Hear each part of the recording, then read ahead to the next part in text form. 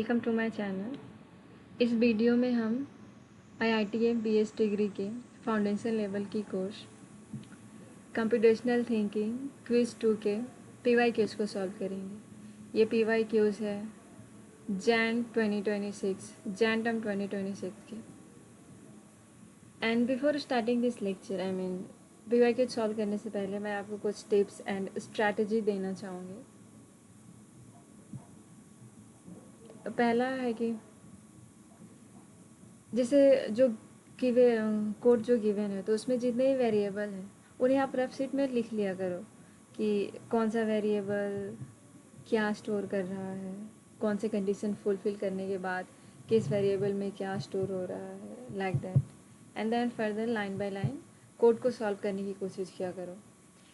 ऐसे आप without any confusion, कभी कभी जब हमें मोर देन 2 या 3 वेरिएबल्स क्वेश्चन में गिवन होते हैं तो हमें क्वेश्चन सॉल्व करने में थोड़ी कन्फ्यूज़न आती है अगर हम नॉर्मली ऐसे स्क्रीन पर देख के क्वेश्चन को सॉल्व करने की कोशिश करें।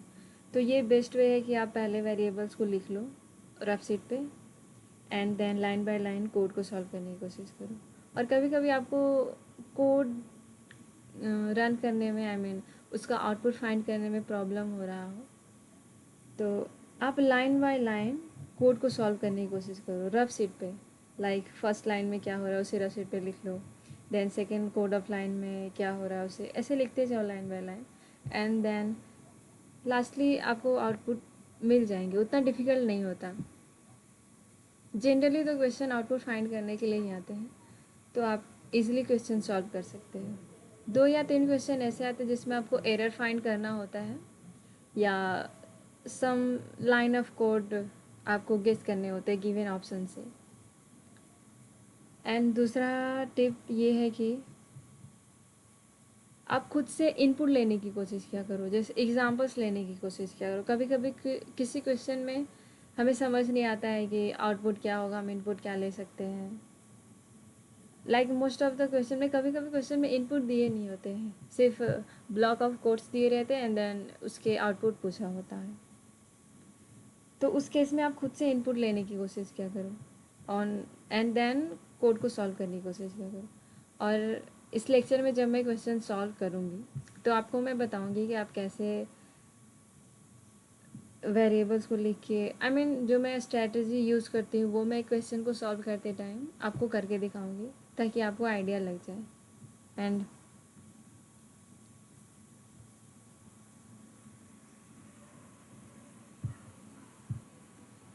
इस डिग्री में PYQ सॉल्व करना लिटरली बहुत इंपॉर्टेंट है क्योंकि आप जब देखोगे most of the question related to PYQ से आते हैं। समटाइम्स तो PYQs के क्वेश्चन भी आ जाते हैं, ऐसा होता है। तो PYQ सॉल्व करना मस्ट है। आप जब भी एग्ज़ाम देने जाओ कोशिश किया करो कि 1-2 PYQ सॉल्व करके ही जाया करो, आप एग्ज़ाम में अच्छा स्कोर कर पाओगे। सो लेक्चर को स्टार्ट करते हैं, वीडियो को स्टार्ट करते हैं। क्वेश्चन सॉल्व करना। क्वेश्चन नंबर फर्स्ट में जनरली पूछा जाता है कि जो आपने कोर्स एग्ज़ाम देने के लिए सेलेक्ट किया है वो सही है या नहीं, मतलब आप जो जिस कोर्स में एग्ज़ाम देना चाहता है वही है या नहीं। एंड सेकेंड क्वेश्चन में जनरली यूज़फुल डेटा वगैरह दिए रहते हैं, जैसे कंप्यूटेशनल थिंकिंग में हमारे लिए यूज़फुल डेटा कार्ड्स है जिसको यूज़ करके प्रोफेसर्स हमें कोड लिखना सिखाते हैं एंड वगैरह।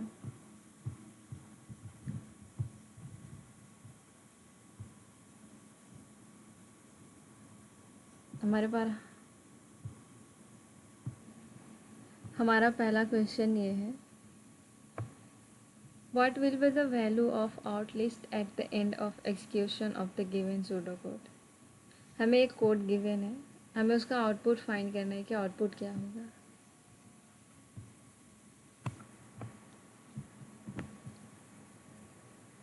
ये जो L है ये नेस्टेड लिस्ट है, लिस्ट इनसाइड लिस्ट। ये जनरली एक वे होता है मैट्रिक्स को लिखने का। जैसे यहाँ पे मैंने ये मैट्रिक्स लिख दिया है कि ये मैट्रिक्स कैसा दिखेगा। ये एक तरीका होता है पाइथन में मैट्रिक्स को लिखने का।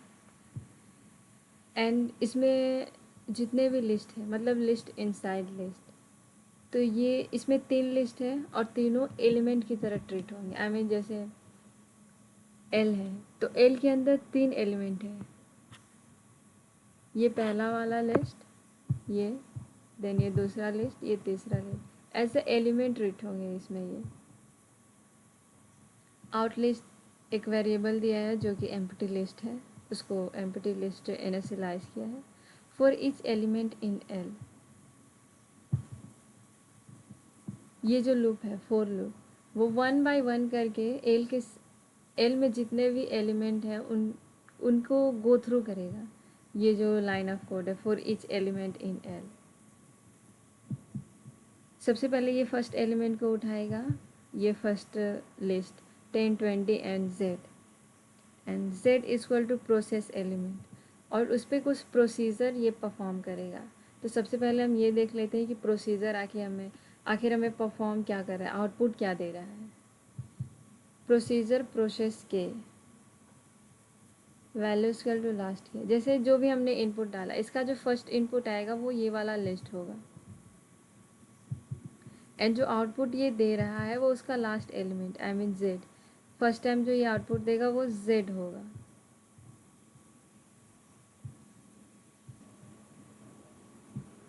तो फर्स्ट एलिमेंट के लिए हमारे पास आउटपुट z आ गया, तो इसकी वैल्यू फर्स्ट टाइम में z हो जाएगी। आउट लिस्ट एक एम्प्टी लिस्ट था पहले, अभी ये z वेरिएबल की वैल्यू अभी z है, एंड इसको एक लिस्ट के फॉर्म में लिखना है z प्लस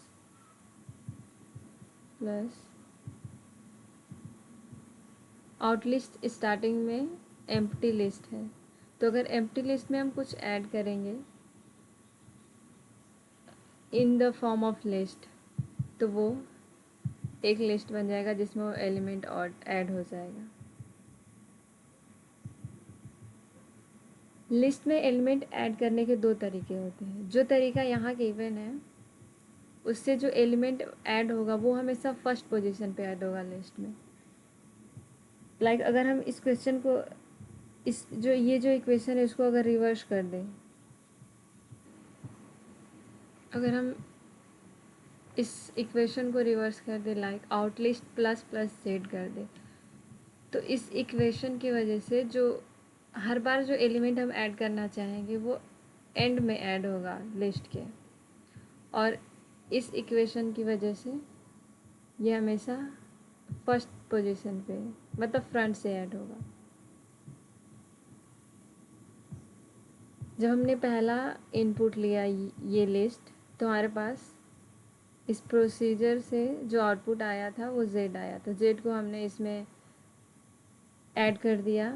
अब हम सेकेंड इनपुट लेंगे ये वाला लिस्ट, तो इससे हमारे पास जो आउटपुट आएगा वो y आएगा। तो ये जो लिस्ट था पहले, अब जो आउट लिस्ट है वो z हो चुका है और उसमें हम y ऐड करते हैं, तो जो फाइनल लिस्ट आएगा हमारे पास वो y और z आएगा। क्योंकि जो गिवन इक्वेशन है हमें उसके अकॉर्डिंग जो जब भी हम एलिमेंट को ऐड करने की कोशिश करेंगे लिस्ट में तो हमेशा फर्स्ट पोजीशन में आई मीन फ्रंट से ऐड होना होगा,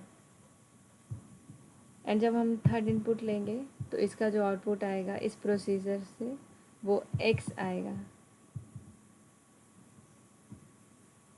अब हमारा आउट लिस्ट yz हो चुका, अगर इसमें हम x ऐड करेंगे तो फर्स्ट पोजीशन पे x आ जाएगा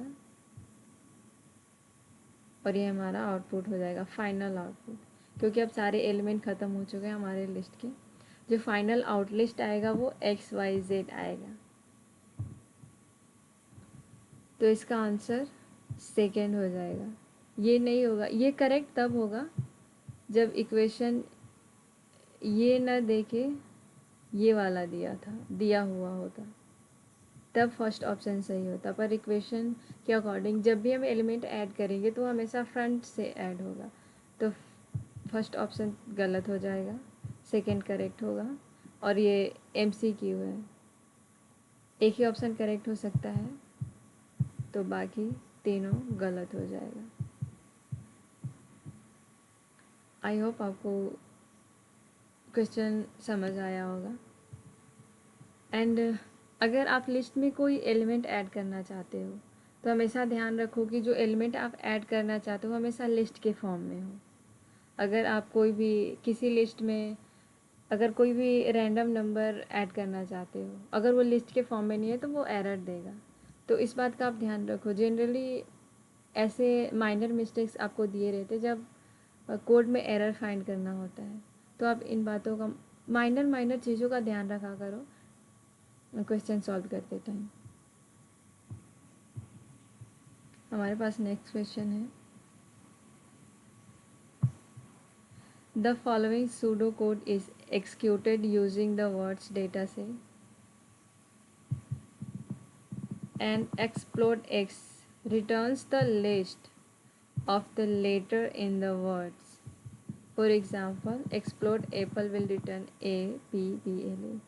जनरली आप जो भी वर्ड इसमें इनपुट दो एक्सप्लोड फंक्शन में, वो उसमें जितने भी लेटर्स हैं उनका लिस्ट दे देगा आपको। एंड यहाँ नोट दिया हुआ है, is vowel C returns true if C is a vowel. ये जो फंक्शन है इज़ वोवेल, अगर इसका इनपुट वोवेल है, जो सी है अगर वो वोवेल है तो ये जो आंसर आउटपुट देगा ट्रू देगा, अदरवाइज फॉल्स देगा। वैसे ही ईच कांस्टेंट करके एक फंक्शन है जो रिटर्न ट्रू करेगा अगर सी जो है कॉन्सोनेंट है, अगर कॉन्सोनेंट नहीं है तो वो फॉल्स रिटर्न करेगा। CNT 0।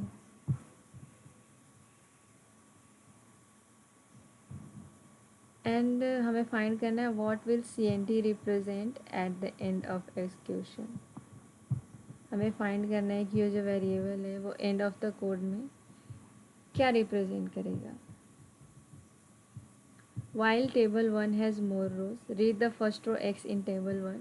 Letters is equal to explode x dot words. If check pattern letters.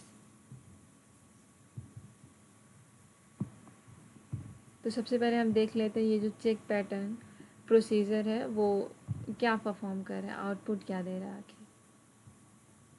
Procedure check pattern is length s is less than 2।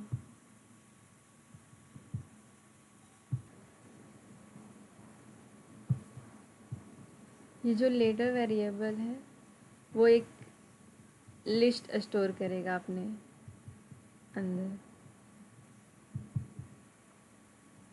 Like जो भी हम इसे वर्ड देंगे उसको एक्सप्लोड करके वो लिस्ट में कन्वर्ट कर देगा जो इस लेटर में स्टोर होगा। तो ले एग्ज़ाम्पल ले लेते हैं हम।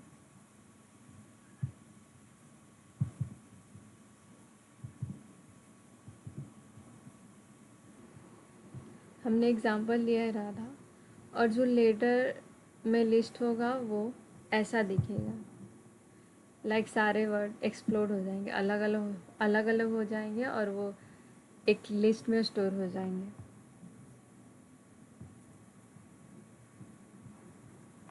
इफ़ चेक पैटर्न लेटर्स अगर ये जो प्रोसीजर अगर ट्रू रिटर्न करता है तो हम CNT को इंक्रीमेंट कर देंगे।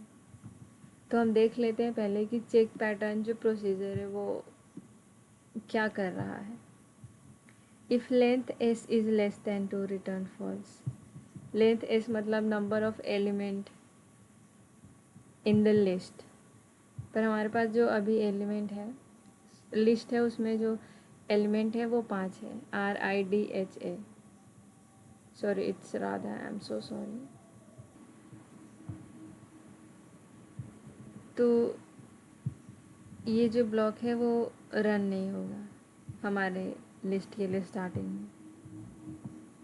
First equal to first of S, जो फर्स्ट ये जो वेरिएबल है प्रेव, उसमें इसका जो फर्स्ट एलिमेंट है वो स्टोर हो जाएगा R, जो कि एक लिस्ट के फॉर्म में ही होगा।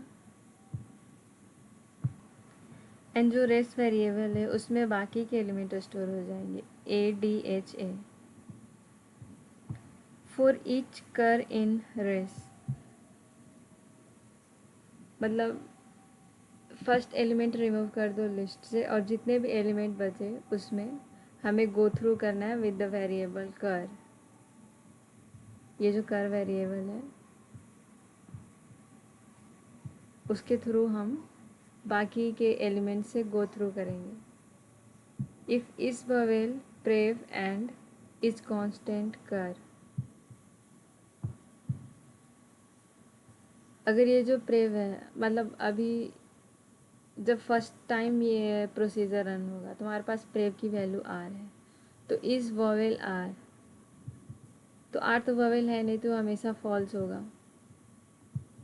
तो ये कंडीशन कभी भी ट्रू नहीं होगी अगर रेस्ट वाले में कोई कॉन्सोनेंट प्रेजेंट है फिर भी, क्योंकि एंड कंडीशन है यहाँ पे, ये जो एंड गिवन है तो दोनों कंडीशन फुलफिल होने मस्ट है, तभी ये पूरा कंडीशन ट्रू होगा। एंड इसके इनसाइड इस लूप के अंदर जो भी कोड गिवन है रन होगा।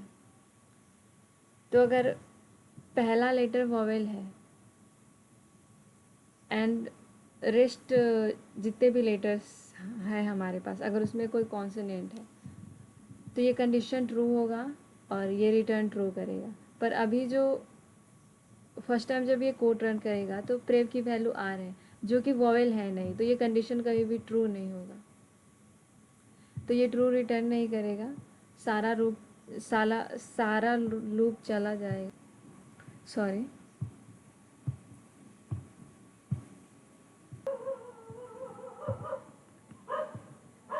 ये जो प्रोसीजर है चेक पैटर्न, इस प्रोसीजर में जो इनपुट आएगा हमारे पास वो ये लिस्ट होगा आर राधा का। इसमें फर्स्ट कंडीशन ये गिवन है, if length of S less than 2। अगर लिस्ट की लेंथ लेस देन 2 है तो आप रिटर्न करा दो फॉल्स। पर हमारे पास जो लिस्ट है उसकी लेंथ अभी हमारे पास 5 है, तो ये कोड रन नहीं होगा और हम आगे मूव करेंगे।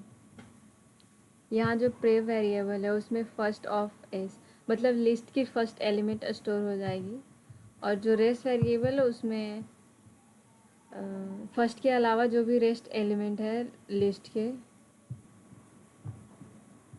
एंड उसके बाद हमें फॉर ईच कर इन रेस, जो रेस लिस्ट है हमारे पास उसमें गो थ्रू करना है हमें वन बाय वन। कंडीशन है इफ़ इज़ ववेल, ऊपर क्वेश्चन में गिवन है जो इज़ ववेल फंक्शन है वो ट्रू रिटर्न करेगा अगर उसमें जो इनपुट हम दे रहे हैं वो अगर वोवेल है तो, एंड इज कॉन्सोनेंट जो फंक्शन है वो ट्रू रिटर्न करेगा अगर जो लेटर हम इनपुट दे रहे हैं वो कॉन्सोनेंट है तो भी हमारे पास जो प्रीव की वैल्यू है वो है आर जो कि वोवेल है नहीं, तो ये कंडीशन फुलफिल नहीं होगा और ये कुछ भी रिटर्न नहीं करेगा। एंड फॉर ईच कर इन रेस, तो सबसे पहले जो कर की वैल्यू होगी वो ए होगी क्योंकि ये one by one race variable की जो लिस्ट है उसमें गो थ्रू करेगा, तो ए जो है वो कॉन्सोनेंट नहीं है, एक वोवेल है। तो ये पूरी कंडीशन अभी फर्स्ट स्टेप में रॉन्ग हो गई, मतलब जब हम फर्स्ट टाइम कोड को रन कर रहे हैं तब ये रॉन्ग हो गई। उसके बाद प्रीव की वेरिएबल वैल्यू को हम चेंज कर देंगे, पहले ये 8 आर था अब वो ए हो जाएगा। देन अगेन हम इस कंडीशन पर आएंगे। अभी हमारे पास प्रेव वेरिएबल की वैल्यू ए हो गई है, एंड अब जब ये लूप दोबारा चलेगा तो कर की वैल्यू डी हो जाएगी। प्रेव की वैल्यू ए है और यहाँ कर की वैल्यू डी है, ए वॉवेल है तो ये कंडीशन ट्रू हो जाएगा। सेकेंड टाइम जब कोड दोबारा रन होगा तो। एंड डी कॉन्सोनेंट है तो ये ट्रू हो जाएगा। दोनों कंडीशन ट्रू हुआ तो ये फंक्शन ट्रू रिटर्न करेगा और ये पूरा कोड स्टॉप हो जाएगा। रिटर्न ये होता है कि अगर एक बार कोई किसी भी प्रोसीजर में एक बार कोई भी वैल्यू रिटर्न हो गई तो वो कोड फर्दर रन नहीं होता है, वो कोड वहीं पर रुक जाता है। तो हमारे इस इनपुट के लिए ये ट्रू हो जाएगा जब ए को डी से कंपेयर करेगा। ये कंडीशन मेनली ये है कि वोवेल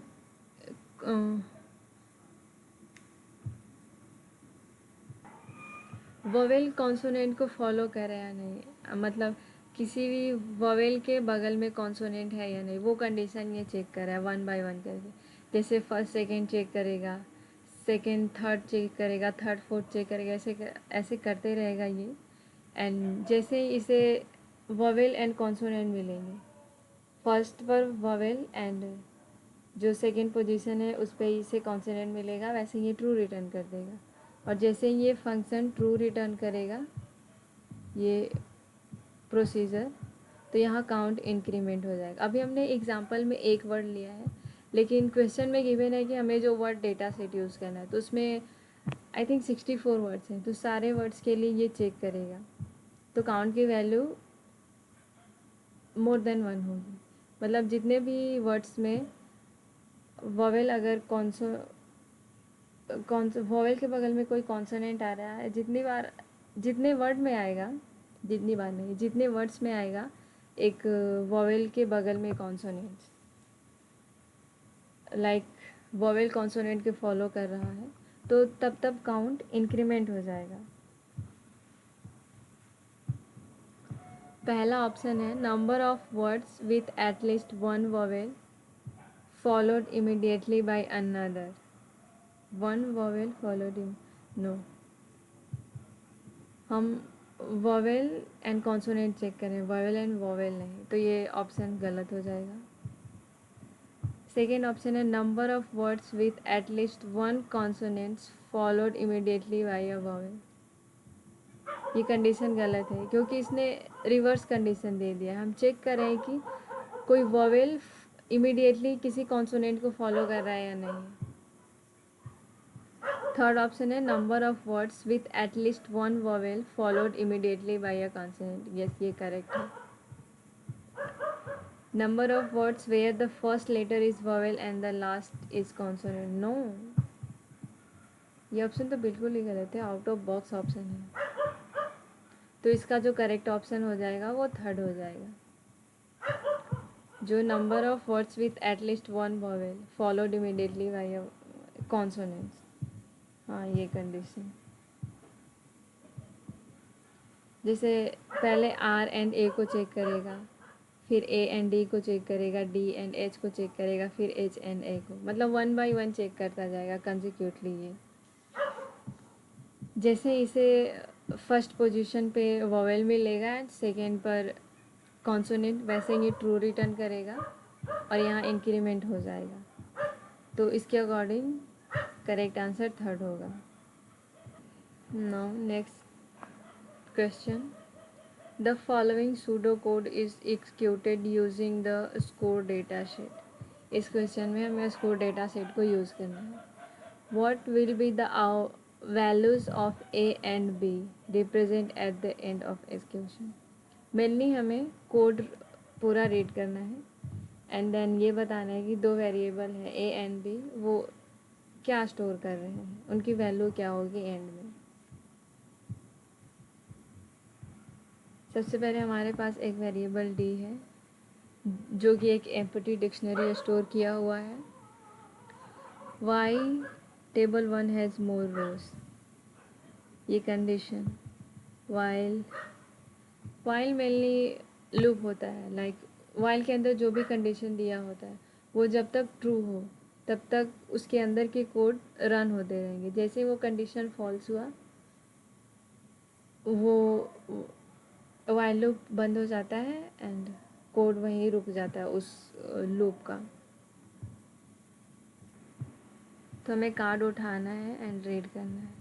इफ़ इस की डी एक्स डॉट टाउन या सिटी, लाइक इसकी चेक करता है कि डिक्शनरी में यहाँ जो वैल्यू दी हुई है वो एज अ की प्रेजेंट है या नहीं। लाइक हमने कार्ड उठाया एक, अभी हमारे पास डिक्शनरी एम्प्टी है एंड हमने जो कार्ड उठाया उस पर टाउन लेट्स इंदौर है, तो अभी तो हमारी डिक्शनरी एम्प्टी है, उसमें कोई की प्रेजेंट नहीं है, तो ये कंडीशन फॉल्स हो जाएगा। तो ये इफ़ के अंदर जो कोड है वो चलेंगे नहीं, ये डायरेक्ट इफ़ के बाद एल्स पे आ जाएगा। तो एल्स ये है कि अगर की प्रेजेंट नहीं है डिक्शनरी में तो ये करना है कि जो की है उसे आप, जो टाउन एंड सिटी है उसे की बना दो डिक्शनरी में एंड उसकी वैल्यू उस कार्ड के मैथमेटिक्स के मार्क्स के इक्वल कर दो, स्टोर कर दो। लाइक जो की होगी वो टाउन की नेम हो गया, टाउन का नेम होगा एंड जो उसकी वैल्यू होगी वो उस टाउन की मैथमेटिक्स मार्क्स होगी। ये तो हमें तब करना है जब जो टाउन या सिटी है एज अ की डिक्शनरी में प्रेजेंट नहीं है तब। अगर प्रेजेंट है तब क्या करना है? प्रेजेंट है तो सबसे पहले उसमें जो वैल्यू स्टोर है उसको हमें करेंट कार्ड के मैथमेटिक्स मार्क्स से कंपेयर करना है। अगर वो वैल्यू ग्रेटर देन है करेंट कार्ड के मैथमेटिक्स मार्क्स से, तो हमें उस की वैल्यू को चेंज करके करेंट कार्ड के मैथमेटिक्स मार्क्स को स्टोर कर देना है। तो एक एग्जांपल ले लेते हैं हम समझने के लिए इसे। लाइक हमारे पास एक डिक्शनरी है जिसमें एक सिटी इंदौर नाम से स्टोर है और उसमें जो वैल्यू है वो 70 है। तो हमने एक कार्ड उठाया, मतलब जब कार्ड उठाया जा तो हमें एक कार्ड मिला जिसकी सिटी इंदौर है। तो इस कंडीशन के अकॉर्डिंग इंदौर जो सिटी है एज अ की डिक्शनरी में प्रेजेंट है, तो ये कंडीशन ट्रू हो जाएगा, तो ये वाला ब्लॉक ऑफ कोड रन होगा। तो इसमें करना क्या है, सबसे पहले हमें यहाँ जो वैल्यू स्टोर है ये उससे करेंट कार्ड के मैथमेटिक्स मार्क्स से कंपेयर करना है। लेट्स मान लो जो हमें कार्ड मिला है उसका जो मार्क्स है वो 30 है, मैथमेटिक्स में जो मार्क्स है वो 30 है। तो जैसे हम कंपेयर करेंगे तो ये कंडीशन ट्रू हो जाएगी। जैसे स्टोर जो मार्क्स है वो 70 है और करेंट कार्ड का मार्क्स 30 है, तो 30 लेस देन 70 है, तो ये कंडीशन ट्रू हो जाएगी। एंड अब जो इंदौर की वैल्यू है वो 70 से हटकर 30 हो जाएगी, क्योंकि हमें यहाँ चेंज कर देना है। जैसे हमें कोई भी लेस मार्क्स मिलता है, स्टोर मार्क्स से लेस मार्क्स वाले कार्ड मिलते हैं सेम सिटी से, तो हमें उसकी वैल्यू को चेंज करके लेस वाले मार्क्स से उसको अपग्रेड कर देना है। आई थिंक आपको ये वाली कंडीशन समझ आई होगी। अगर की प्रेजेंट है तो क्या करना है। जनरली ये कंडीशन है city wise minimum marks find करने की। जैसे इंदौर सिटी में जो है उसमें मैथमेटिक्स में सबसे मिनिमम मार्क्स क्या है, एंड अगर की डिक्शनरी में प्रेजेंट नहीं है, जैसे हमने कोई कार्ड उठाया, हमने उसे रीड किया जिसमें हमें जो सिटी मिला वो ऐसे की डिक्शनरी में प्रेजेंट नहीं है, तो उस सिटी को हम की बनाएंगे एंड उसमें वैल्यू स्टोर कर देंगे उसके मैथमेटिक्स मार्क्स के ऊपर।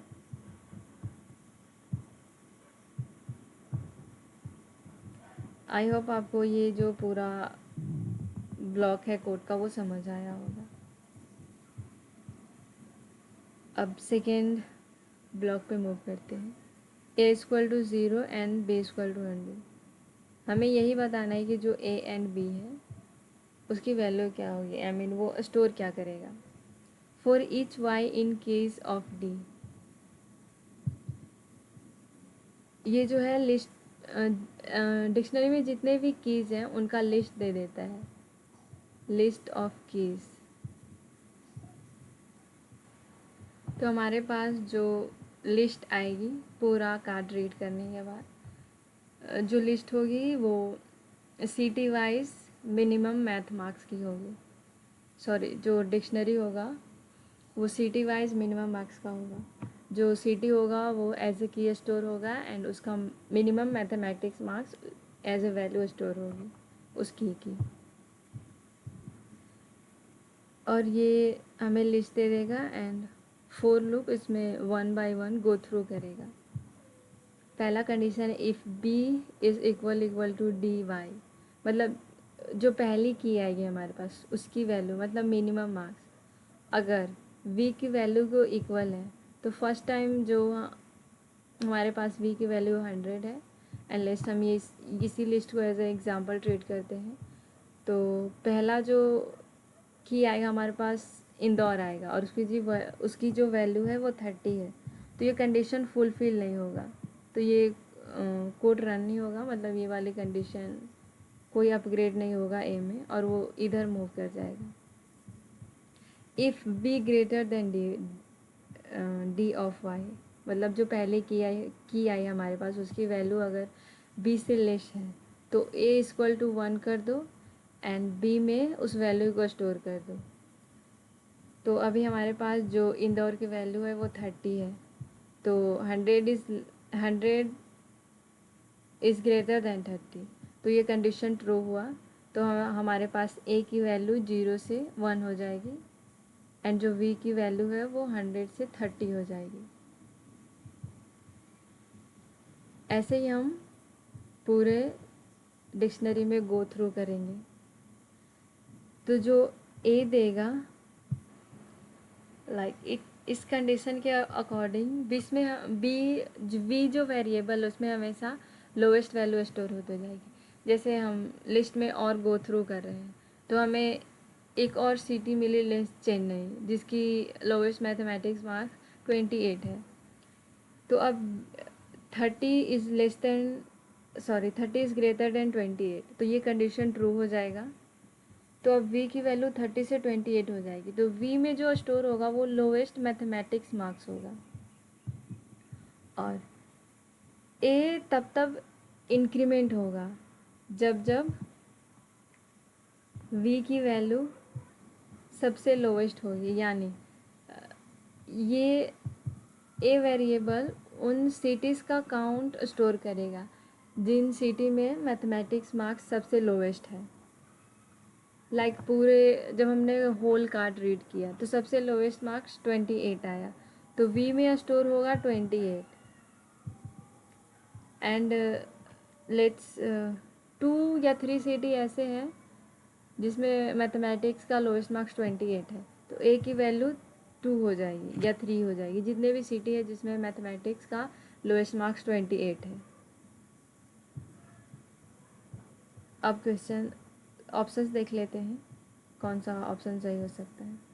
ए equal to cities where students score the highest marks in mathematics, no, ये तो रॉन्ग है क्योंकि हम लोवेस्ट मार्क्स फाइंड कर रहे हैं सिटी वाइज, तो ये ऑप्शन गलत हो जाएगा। A number of cities where students score the highest marks in mathematics, again ये रॉन्ग क्योंकि यहाँ हाईएस्ट मार्क्स दिया है और हम लोवेस्ट मार्क्स फाइंड करें minimum marks.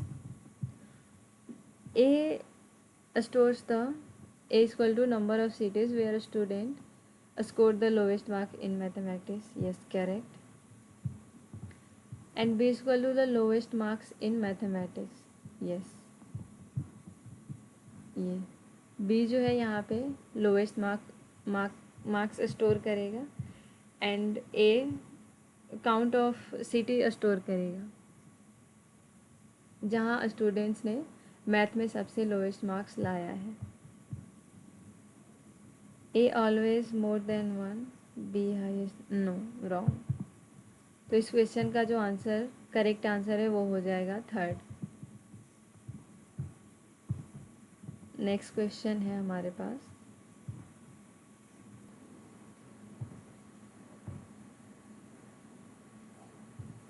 Procedure do something a list, यहाँ जो इनपुट पास होगा वो एक लिस्ट होगा।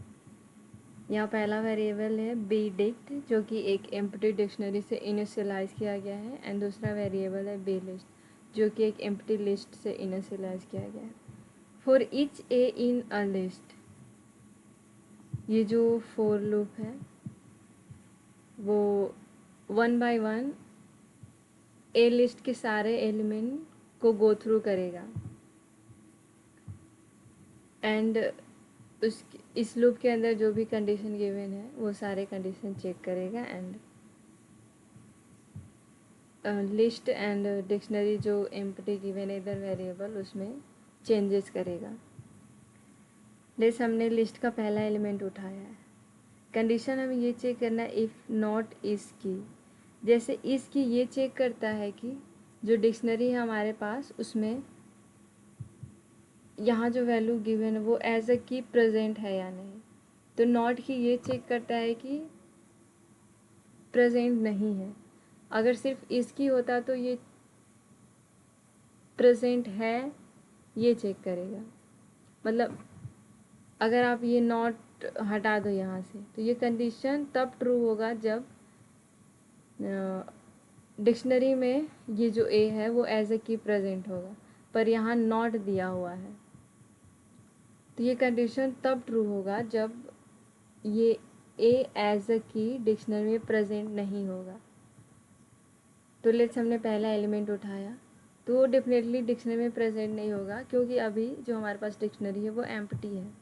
तो हमें ये करना है कि जो लिस्ट का पहला एलिमेंट हम उठाएंगे उसको एज अ की डिक्शनरी में स्टोर करना है एंड उसको ट्रू वैल्यू असाइन कर देनी है, देन उसे बी लिस्ट में ऐड कर देना है, और ये जो इक्वेशन है उसकी हेल्प से जो भी एलिमेंट हम ऐड करेंगे लिस्ट में वो एट द एंड पोजीशन से ऐड होगी। तो डेफिनेटली ये जो कोड है, ये जो पूरा प्रोसीजर है उसमें ये जो बी लिस्ट है वो हमें यूनिक एलिमेंट्स के लिस्ट देंगे, and eight the end of code ये जो बी लिस्ट होगा वो यूनिक एलिमेंट का लिस्ट होगा, एंड जो ये डिक्शनरी होगा बी डिक्ट उसमें जो सारे यूनिक एलिमेंट्स एज अ की स्टोर होंगे एंड उसकी वैल्यू ट्रू होगी। The following pseudocode is executed using the words dataset and the procedure do something mentioned above. What will S list store at the end of execution? Mainly हमें output बताना है कि इस given code का output होगा क्या। S list को सबसे पहले इन्होंने एक एम्प्टी लिस्ट से इनिशियलाइज किया है, एंड यहाँ दो वेरिएबल है S list and W list जिसको इन्होंने एम्प्टी लिस्ट से इनिशियलाइज किया है। While table 1 has more card, okay ये लूप तब तक चलेगा जब तक सारे कार्ड रीड नहीं हो जाते। Read the first row X from table 1, W list equal to W list plus plus X dot word. Question में गिवन है कि हमें इसमें जो डेटा यूज़ करना है वो वर्ड्स वाले डेटा सेट यूज़ करना है। तो जैसे जैसे हम कार्ड उठाएंगे उसे रीड करेंगे वैसे वैसे ये जो डेफिनेटली ये वर्ड लिस्ट है उसमें उसको सारे वर्ड्स को स्टोर करते जाएंगे। जो ये डब्ल्यू लिस्ट वेरिएबल है वो लिस्ट ऑफ वर्ड्स देंगे। वर्ड्स डेटा सेट में जितने भी वर्ड्स प्रेजेंट हैं उनका एक लिस्ट देगा ये डब्ल्यू लिस्ट जो वेरिएबल है वो।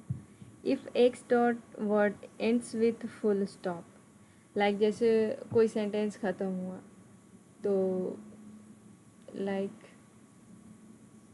माय नेम इज़ राधा, तो यहाँ एक सेंटेंस ख़त्म हुआ तो राधा के पास फुल स्टॉप होगा। तो जैसे ही इसे वो राधा वाला कार्ड मिलेगा तो ये कंडीशन ट्रू हो जाएगा क्योंकि वो वर्ड जो है वो फुल स्टॉप के साथ एंड होगा।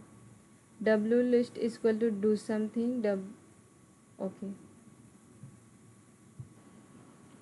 लाइक अभी जो डब्ल्यू लिस्ट होगी हमारे पास वो होगी माई नेम इज़ राधा। जैसे इसमें 3 एलिमेंट होंगे, 4 element, my name is Radha. तो अब इस पे ये डू समथिंग जो ऊपर हमने कोड देखा है ये उससे परफॉर्म करेगा।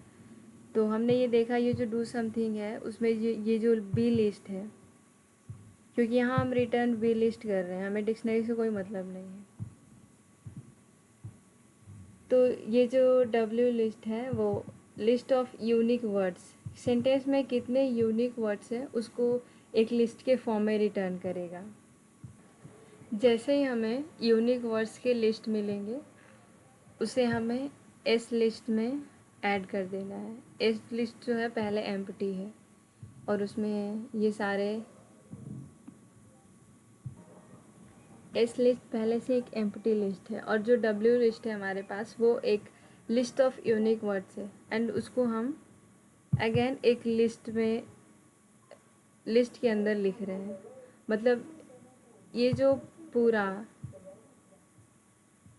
W list inside the big bracket लिखा हुआ है इसका मतलब लिस्ट इनसाइड लिस्ट। जैसे हमने इनपुट लिया था माय नेम इज़ राधा, तो ये वाला जो वेरिएबल अभी होगा वो इस फॉर्म में होगा, लिस्ट के अंदर पूरा लिस्ट एक एलिमेंट की तरह होगा। जैसे माय नेम इज़ राधा जो 4 एलिमेंट है वो ऐसे, ये पूरा ऐसा दिखेगा। तो ये पहले एम्प्टी लिस्ट था अगर, और ये जो एस लिस्ट है वो भी एम्प्टी लिस्ट है। तो एम्प्टी लिस्ट में अगर हम इसे ऐड करेंगे तो ये जो लिस्ट है ये वाला, ये एज अ एलिमेंट इसमें अपेंड हो जाएगा, ऐड हो जाएगा। तो जो एस लिस्ट आएगा उसमें हर एक सेंटेंस के unique words as a list के फॉर्म में स्टोर होंगे। I mean list of list देगा ये, ध्यान से समझना। जो एस लिस्ट है उसमें जो एलिमेंट स्टोर होंगे, जैसे फर्स्ट एलिमेंट जो होगा वो एक लिस्ट होगा और उसमें होंगे फर्स्ट सेंटेंस के यूनिक एलिमेंट्स। तो जो फाइनल एस लिस्ट आएगा हमारे पास पूरा words data set go through करने के बाद, जिसमें बहुत सारे सेंटेंस हैं हमारे पास, फिर जैसे हमने पहला सेंटेंस से गो थ्रू कर लिया तो फिर हम ये जो डब्ल्यू लिस्ट है उसे एम्प्टी कर देंगे अगेन इसमें। फिर से जब ये कोड रन होगा तो अगेन इसमें जो सेकेंड सेंटेंस होगा हमारे पास उसके सारे यूनिक वर्ड्स स्टोर होंगे और वो एज अ लिस्ट के फॉर्म में एस लिस्ट में ऐड होते जाएंगे, अपेंड होते जाएंगे। तो जो फाइनल हमारे पास आएगा, हमारे पास यही पूछा गया है कि एस लिस्ट स्टोर क्या करेगा eight the end of execution. तो जो एस लिस्ट होगा वो होगा list of unique words of every sentence, each sentence. तो जैसा कि आप आंसर्स दे सकते हो इसके अकॉर्डिंग ये फोर्थ आंसर करेक्ट हो जाएगा। फर्स्ट ऑप्शन है list of words from the words data से, no, wrong. List of unique words, no. List of words of its and no, its s list is list of unique words of its sentence from the words data set। I hope ये question थोड़ा tricky था, I hope आपको समझ आया होगा। ये part थोड़ा tricky है, आप इसको ध्यान से देखना और समझने की कोशिश करना।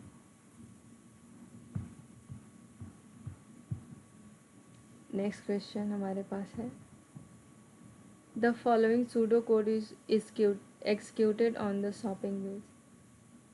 इस क्वेश्चन में हमें जो डेटा यूज़ करना है वो shopping base. What will val represent at the end of execution. Again इस क्वेश्चन में भी हमें आउटपुट फाइंड करना है। लाइक जो वैल वेरिएबल है वो क्या स्टोर करेगा, रिप्रेजेंट क्या करेगा। पहला वेरिएबल है कस्टमर टोटल जो कि एक डिक्शनरी है, आई मीन एम्प्टी डिक्शनरी से इनिशियलाइज किया गया है। बिल काउंट को 0 से एंड ग्लोबल सम को 0 से इनिशियलाइज किया गया। While table 1 has more rows. Read the first row from bill one. Total bill total is equal to 0 for each item in bill dot items list. Bill dot total is equal to bill total plus item price for each item in bill dot item list. मतलब जैसे पहला card उठाया हमने, उसमें जितने भी item है उसके लिस्ट में ये जो है बिल डॉट आइटम लिस्ट, वो उन सारे आइटम्स की लिस्ट दे देगा. जैसे पहला कार्ड उठाया हमने, उसमें कितने आइटम्स हैं वो उसका लिस्ट देगा. एंड इस लूप की हेल्प से हम वन बाय वन सारे आइटम से गो थ्रू करेंगे. And bill total is equal to bill total plus item price. Bill total generally हमें टोटल बिल देगा कि जो कार्ड हमने करेंट कार्ड उठाया उसका टोटल बिल क्या है, टोटल अमाउंट क्या है.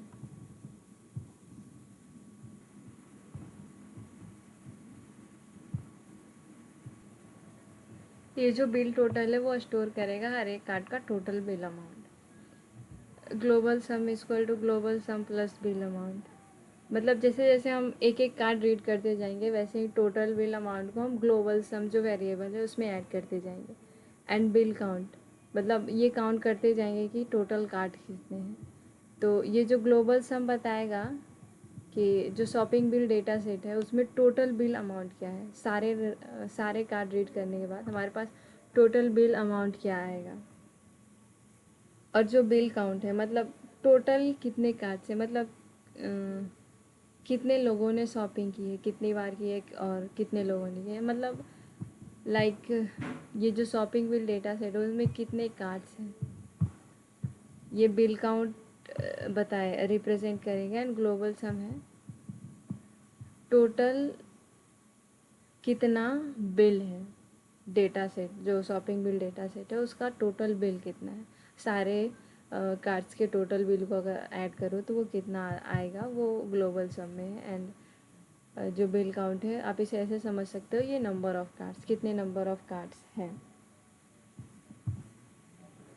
इफ़ इसकी जैसे ये पूरा code one by one run होगा. जैसे हमने पहला कार्ड उठाया तो बिल टोटल में टोटल प्राइस स्टोर होगा, फिर उसको हम ग्लोबल सम में ऐड करेंगे एंड काउंट को वन से इंक्रीमेंट कर देंगे. देन हम चेक करेंगे इफ़ इसकी कस्टमर टोटल आप यहाँ देख सकते हो जिसको एम्प्टी डिक्शनरी से इनिशलाइज किया गया है. बिल डॉट कस्टमर नेम ये चेक करेगा कि जो डिक्शनरी है हमारे पास उसमें जो हमने करेंट कार्ड अभी जो उठाया जिसे रीड कर रहे हो तो उस पर जो कस्टमर नेम है वो एज अ की प्रेजेंट है या नहीं. तो स्टार्टिंग में तो प्रेजेंट होगा नहीं तो ये कंडीशन ट्रू होगा. तो जब वो कस्टमर नेम एज अ की डिक्शनरी में प्रेजेंट नहीं है तो हमें ये करना है कि जो कस्टमर नेम है उसे एज अ की स्टोर करना है. और उसका जो बिल अमाउंट है स्टार्टिंग में तो उसका जो टोटल बिल होगा वो ज़ीरो होगा अगर वो एज ए की स्टोर नहीं है डिक्शनरी में.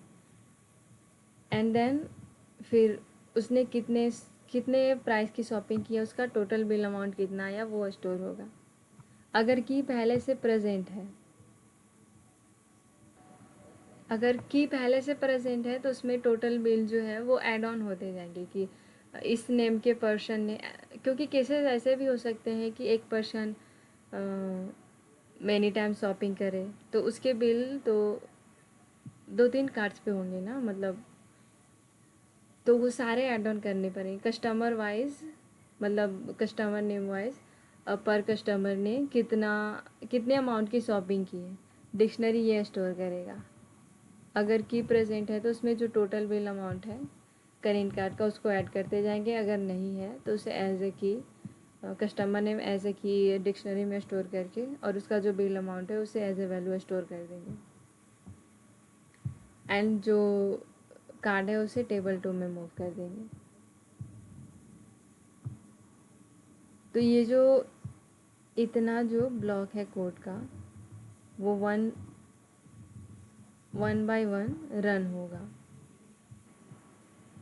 वन बाय वन करके सारे कार्ड रीड करेगा. जब सारे कार्ड ख़त्म हो जाएंगे तो उसके बाद ये लाइन ऑफ कोड एग्जीक्यूट होगा.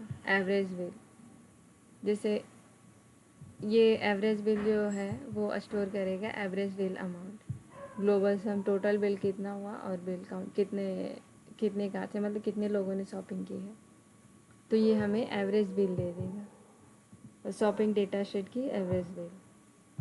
For each name in case customer total जो डिक्शनरी था जिसमें customer wise total bill store किया होता है कि जैसे हर कस्टमर ने कितने की कितने बिल अमाउंट की शॉपिंग की है।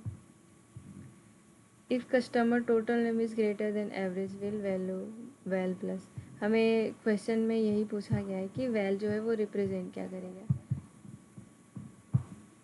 Eight the end of execution. तो जब जब हमें कस्टमर का टोटल बिल एवरेज बिल से ग्रेटर मिलेगा तब तब हम जो ये जो वेरिएबल है उसको इंक्रीमेंट करते जाएंगे। तो अब हम ऑप्शन चेक करते हैं कौन सा ऑप्शन सही होगा। पहला ऑप्शन है number of customers whose total spending is greater than the average bill. Yes, val को हम तभी इंक्रीमेंट कर रहे हैं जब कस्टमर टोटल बिल जो है वो ग्रेटर देन एवरेज बिल है, तो ये जो फर्स्ट ऑप्शन है वो सही हो जाएगा। बाकी देख लेते हैं कि जो बचे हुए ऑप्शन है वो गलत क्यों। Number of bills that are strictly greater than the average bill value, no it's not number of bills, ये नंबर ऑफ कस्टमर रिप्रेजेंट कर रहे हैं, क्योंकि ऐसा भी हो सकता है कि एक customer more than one time shopping किया हो, तो उस केस में अगर हम बिल्स को काउंट करें, लाइक जो हमारे पास डिक्शनरी था वो था यूनिक कस्टमर, जैसे कस्टमर के नेम स्टोर थे एंड उन्होंने टोटल शॉपिंग कितनों की वो स्टोर था। तो हम जो डिक्शनरी यूज़ कर रहे हैं वो कस्टमर वाइज हमें टोटल बिल स्पेंडिंग देगा greater than the average bill, तो सेकेंड ऑप्शन गलत हो जाएगा। Total bill amount spend by customer whose spend more than, no ये टोटल काउंट दे रहा है कस्टमर्स का। Number of customer whose single highest bill is greater than, no, single highest no, ये भी रॉन्ग हो जाएगा, तो करेक्ट होगा हमारे पास ये क्वेश्चन थोड़ा ट्रिकी था और ऐसे क्वेश्चन आते हैं, ये क्वेश्चन इम्पॉर्टेंट था, आप इसे स्टार मार्क कर सकते हो। ऐसे क्वेश्चन पूछे जाते हैं, आप ऐसा मान सकते हो 80 to 90% चांस है ऐसे क्वेश्चन आने की, तो आप इस क्वेश्चन को ध्यान से समझना। अगर आपको समझ नहीं आया हो तो एक बार रिवर्स करके देखना है इसे। Next question, we have dictionary registration where the keys are students name and the values are list of courses they have registered for. We want to create a new dictionary course role where the keys are course name and the values are list of students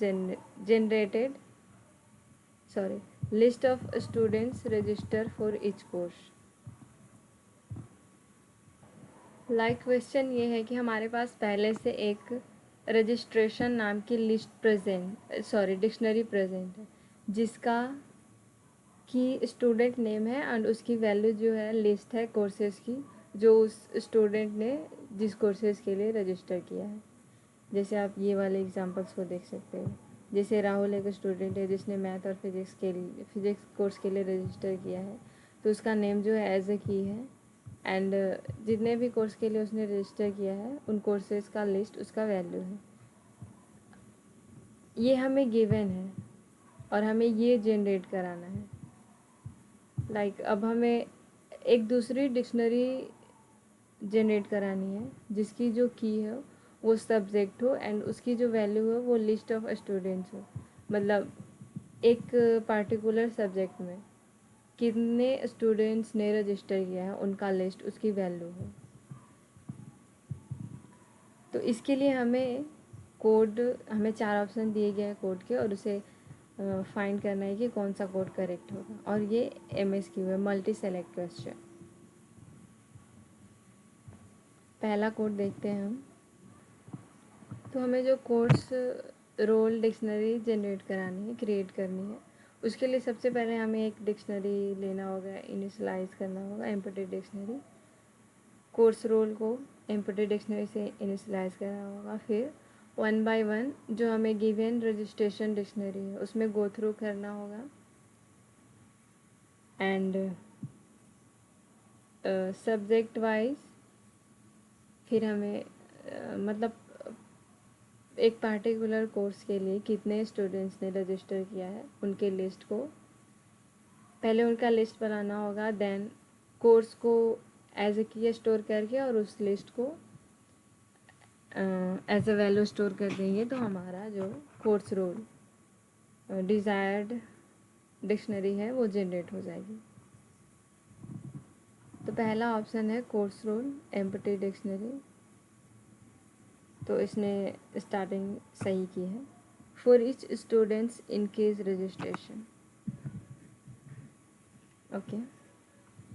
ये जो case registration है, तो ये registration keys के registration जो dictionary है उसके जितने भी कीज़ है उसका लिस्ट दे देगा, और ये फॉर लूप की हेल्प से हम 1 बाय 1 वो सारे लिस्ट में गो थ्रू करेंगे। तो according to the given example, ये जो हमारे पास लिस्ट होगी उस लिस्ट में पहले राहुल, सीता और अमन स्टोर होगी। तो पहली बार हम जब इसमें गो थ्रू करेंगे तो स्टूडेंट की वैल्यू पहली बार राहुल होगी। Then course list is equal to registration students, मतलब पहली बार जब हम गो थ्रू करेंगे तो स्टूडेंट की वैल्यू राहुल होगी और कोर्स लिस्ट में उसकी वैल्यू स्टोर हो जाएगी, लाइक ये वाली लिस्ट जिसमें मैथ और फिजिक्स है, मतलब कोर्सेज जिसके लिए राहुल ने रजिस्टर किया है। तो ये एक लिस्ट होगा, कोर्स लिस्ट वेरिएबल लिस्ट होगा। For each course in course list, फिर जो लिस्ट आएगी स्टूडेंट के नेम वाइज कोर्सेज की जो लिस्ट आएगी उसके अंदर गो थ्रू करेंगे, एंड जो हमने ये एम्प्टी डिक्शनरी बनाई है उसमें चेक करेंगे जो कोर्स है एज ए की प्रेजेंट है या नहीं। अगर प्रेजेंट है तो course roll course is equal to course roll course plus student.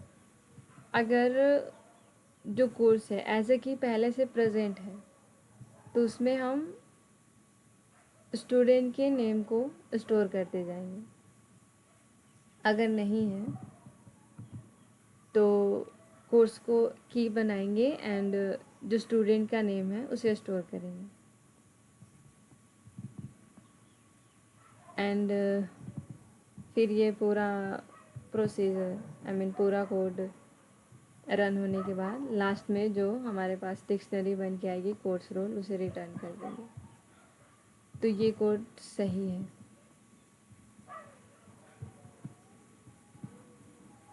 और हमारे पास दूसरा ऑप्शन है कोर्स रोल जिसको इन्होंने एम्प्टी डिक्शनरी से इनिशियलाइज किया है, ये सही है। यहाँ for each student in case, okay, मतलब स्टूडेंट वाइज उनके वैल्यूज स्टूडेंट वाइज हम गो थ्रू करेंगे, एंड देन यहाँ स्टूडेंट वाइज उनका जो लिस्ट ऑफ कोर्सेज है रजिस्टर वो आएगा। For each course in course list,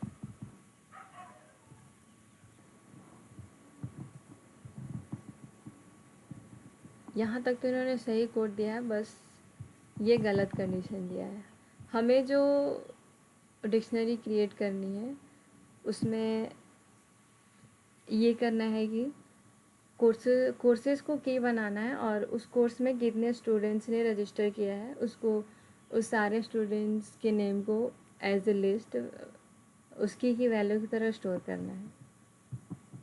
तो अगर हम गिवन एग्जांपल के अकॉर्डिंग देखें तो ये जो गिवन कोड है उसमें जो कोर्स रोल होगा उसमें जो वैल्यू स्टोर होगी वो इंडिविजुअल होगी, जैसे पहला है राहुल, जिसने मैथ और फिज़िक्स के लिए रजिस्टर किया है।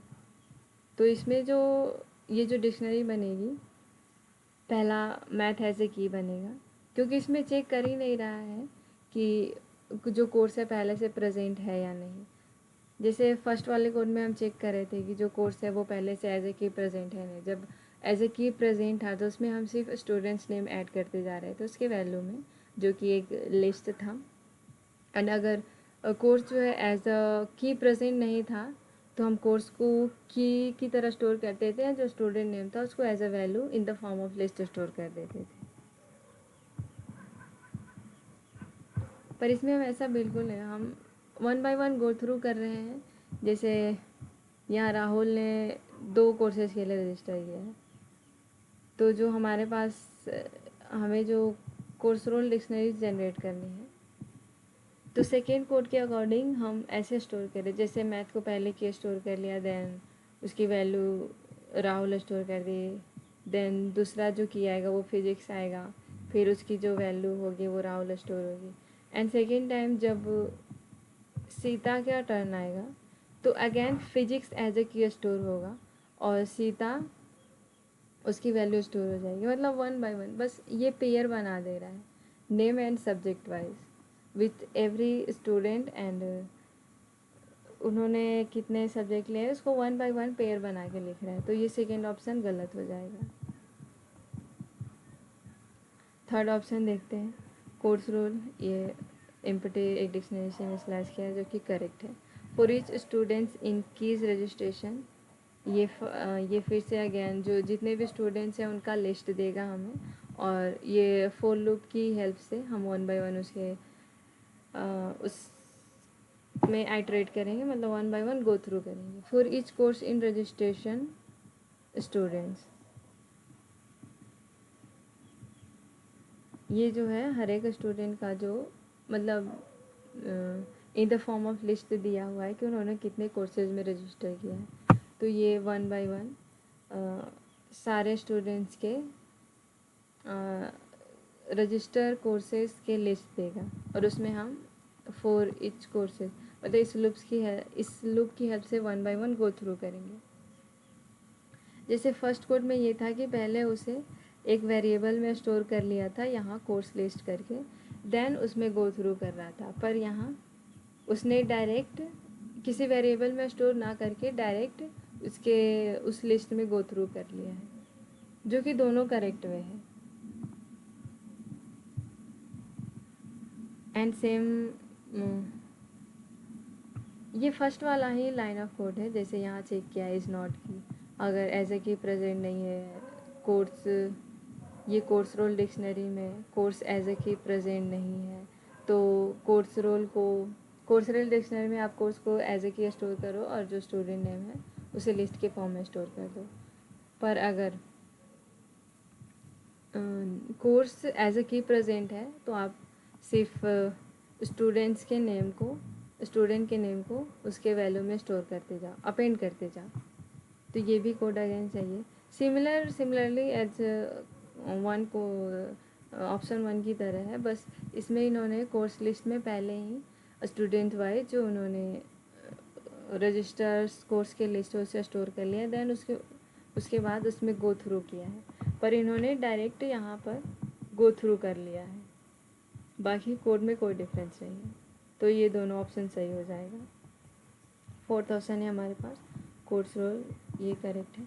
For each course in case registration, ये जो है लिस्ट देगा स्टूडेंट्स की और उसमें one by one go through करेंगे स्टूडेंट्स इक्वल टू, और वन बाय वन सारे स्टूडेंट्स के जो वैल्यू है आई मीन लिस्ट है कोर्सेज के, रजिस्टर कोर्सेज के, वो दे देगा। For each students in for each S in students if S की कोर्स अगर प्रेजेंट है तो उसमें ये स्टूडेंट्स नेम,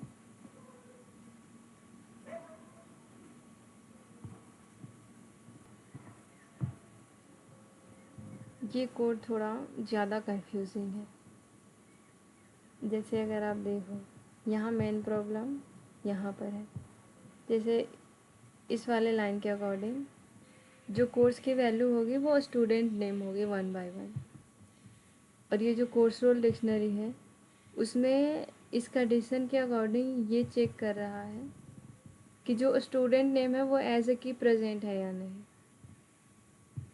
पर हमें जो डिक्शनरी चाहिए उसमें की कोर्स नेम चाहिए, तो इसकी वजह से ये गलत है।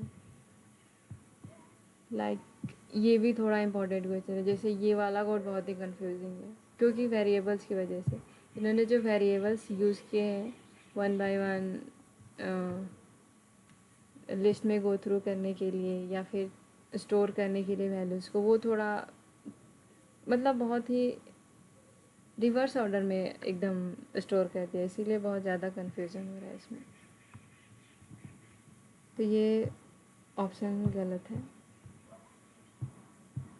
ये क्वेश्चन लिटरली थोड़ा ट्रिकी था। ऐसे क्वेश्चन में आप अगर आपको समझ नहीं आ रहा कि कोड लिखना कैसे है, तो आप जितने भी गिवन ऑप्शंस हैं उसमें 1 बाय 1 सारे ऑप्शंस में गिवन कोड को रन करके देखो कि कौन सही आउटपुट दे रहा है,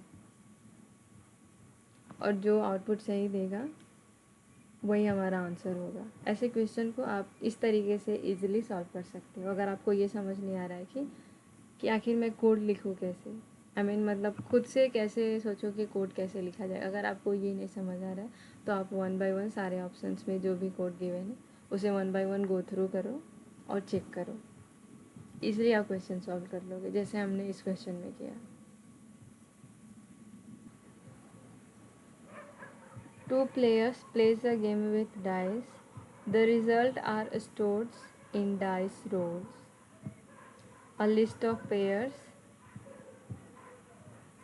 where pair AB represent a role A is player 1's role and B is player 2 role. A player gets 1 point if their role is higher than the others. If both roll the same, no gets point. The procedure get winner should return 1 if player 1 wins and 2 if player 2 wins and 0 for a tie. Like दो player हैं, player 1 and player 2, और वो dice play कर रहे हैं, मतलब dice throw कर रहे हैं। और हमारे पास आप ऐसा कह सकते हैं जो डाई रोल है वो एक लिस्ट है जिसमें रिजल्ट्स स्टोर हो रहे हैं। अगर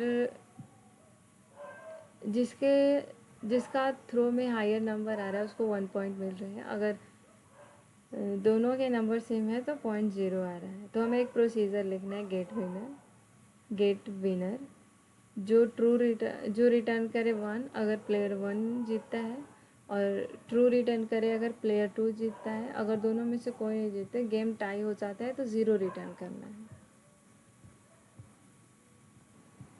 हमारे पास जो डाई रोल है वो पेयर्स का लिस्ट है, और जो पेयर्स में है वो वैल्यू स्टोर है कि जब प्लेयर 1 ने डाई थ्रो किया तो मतलब जो भी नंबर आया वो स्टोर है। एंड जैसे फर्स्ट राउंड हुआ तो दोनों प्लेयर ने डाई थ्रो किया, तो कौन कौन से नंबर आए वो एज अ पेयर के फॉर्म में लिस्ट में स्टोर है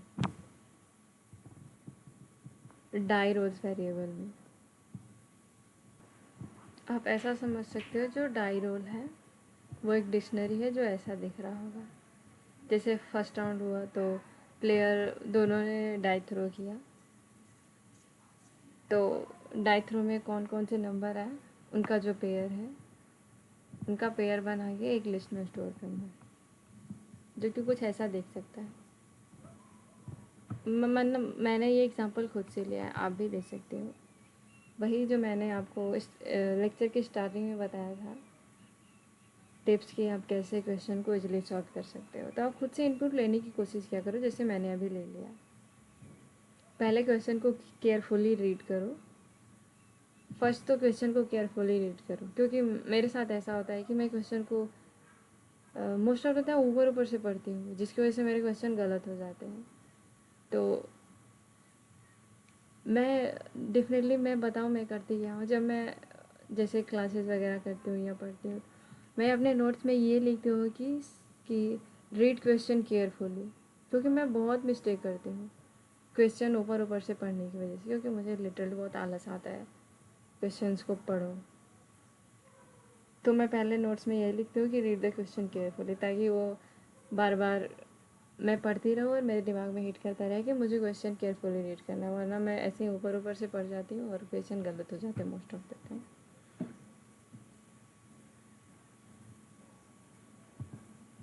तो अब आंसर्स की तरफ देखते हैं। पहला जो इन्होंने कोड दिया वो है procedure get winner die roll. ये जो लिस्ट होगा हमने जो ऊपर एग्जांपल में देखा वो वाला, ये P1 इक्वल टू 0, मतलब दो वेरिएबल बना दिया जिसमें प्लेयर वन, इसमें प्लेयर वन को जितने पॉइंट्स मिलेंगे वो स्टोर होगा, इसमें प्लेयर टू को जितने पॉइंट्स मिलेंगे वो स्टोर होगा।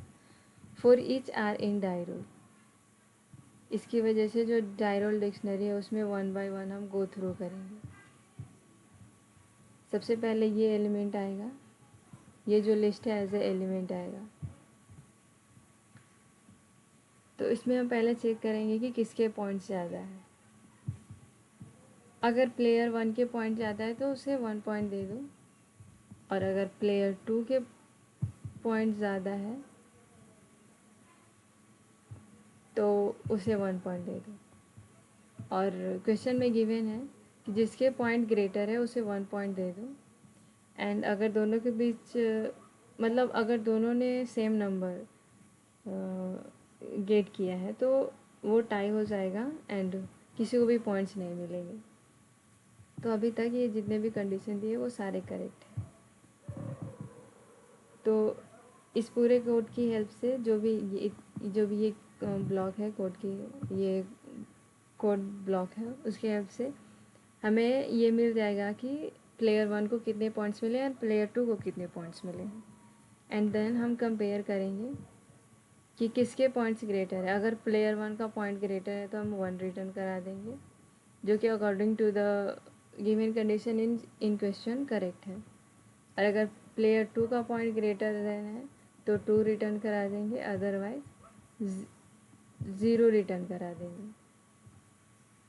जैसे रिटर्न की प्रॉपर्टी ये है कि जैसे अगर कोई भी वैल्यू रिटर्न हो गई तो वो कोड वहीं रुक जाता है, आगे रन नहीं करता। जैसे लेस एग्जांपल, अगर अब आप मान लो कि प्लेयर वन के पॉइंट ज़्यादा है तो ये कंडीशन फुलफिल होगा और 1 रिटर्न हो जाएगा, तो इसका मतलब कि प्लेयर वन जीत गया। अब इसके बाद आगे वाले कोड रन ही नहीं होंगे। तो जब ये कंडीशन आएगा कि दोनों के पॉइंट सेम है तो ना ये कंडीशन ट्रू होगा और ना ही ये वाला कंडीशन, तो कुछ भी रिटर्न नहीं होगा, तो लास्ट में 0 रिटर्न करना पड़ेगा इसे। तो ये ऑप्शन करेक्ट है। सेकेंड ऑप्शन है हमारे पास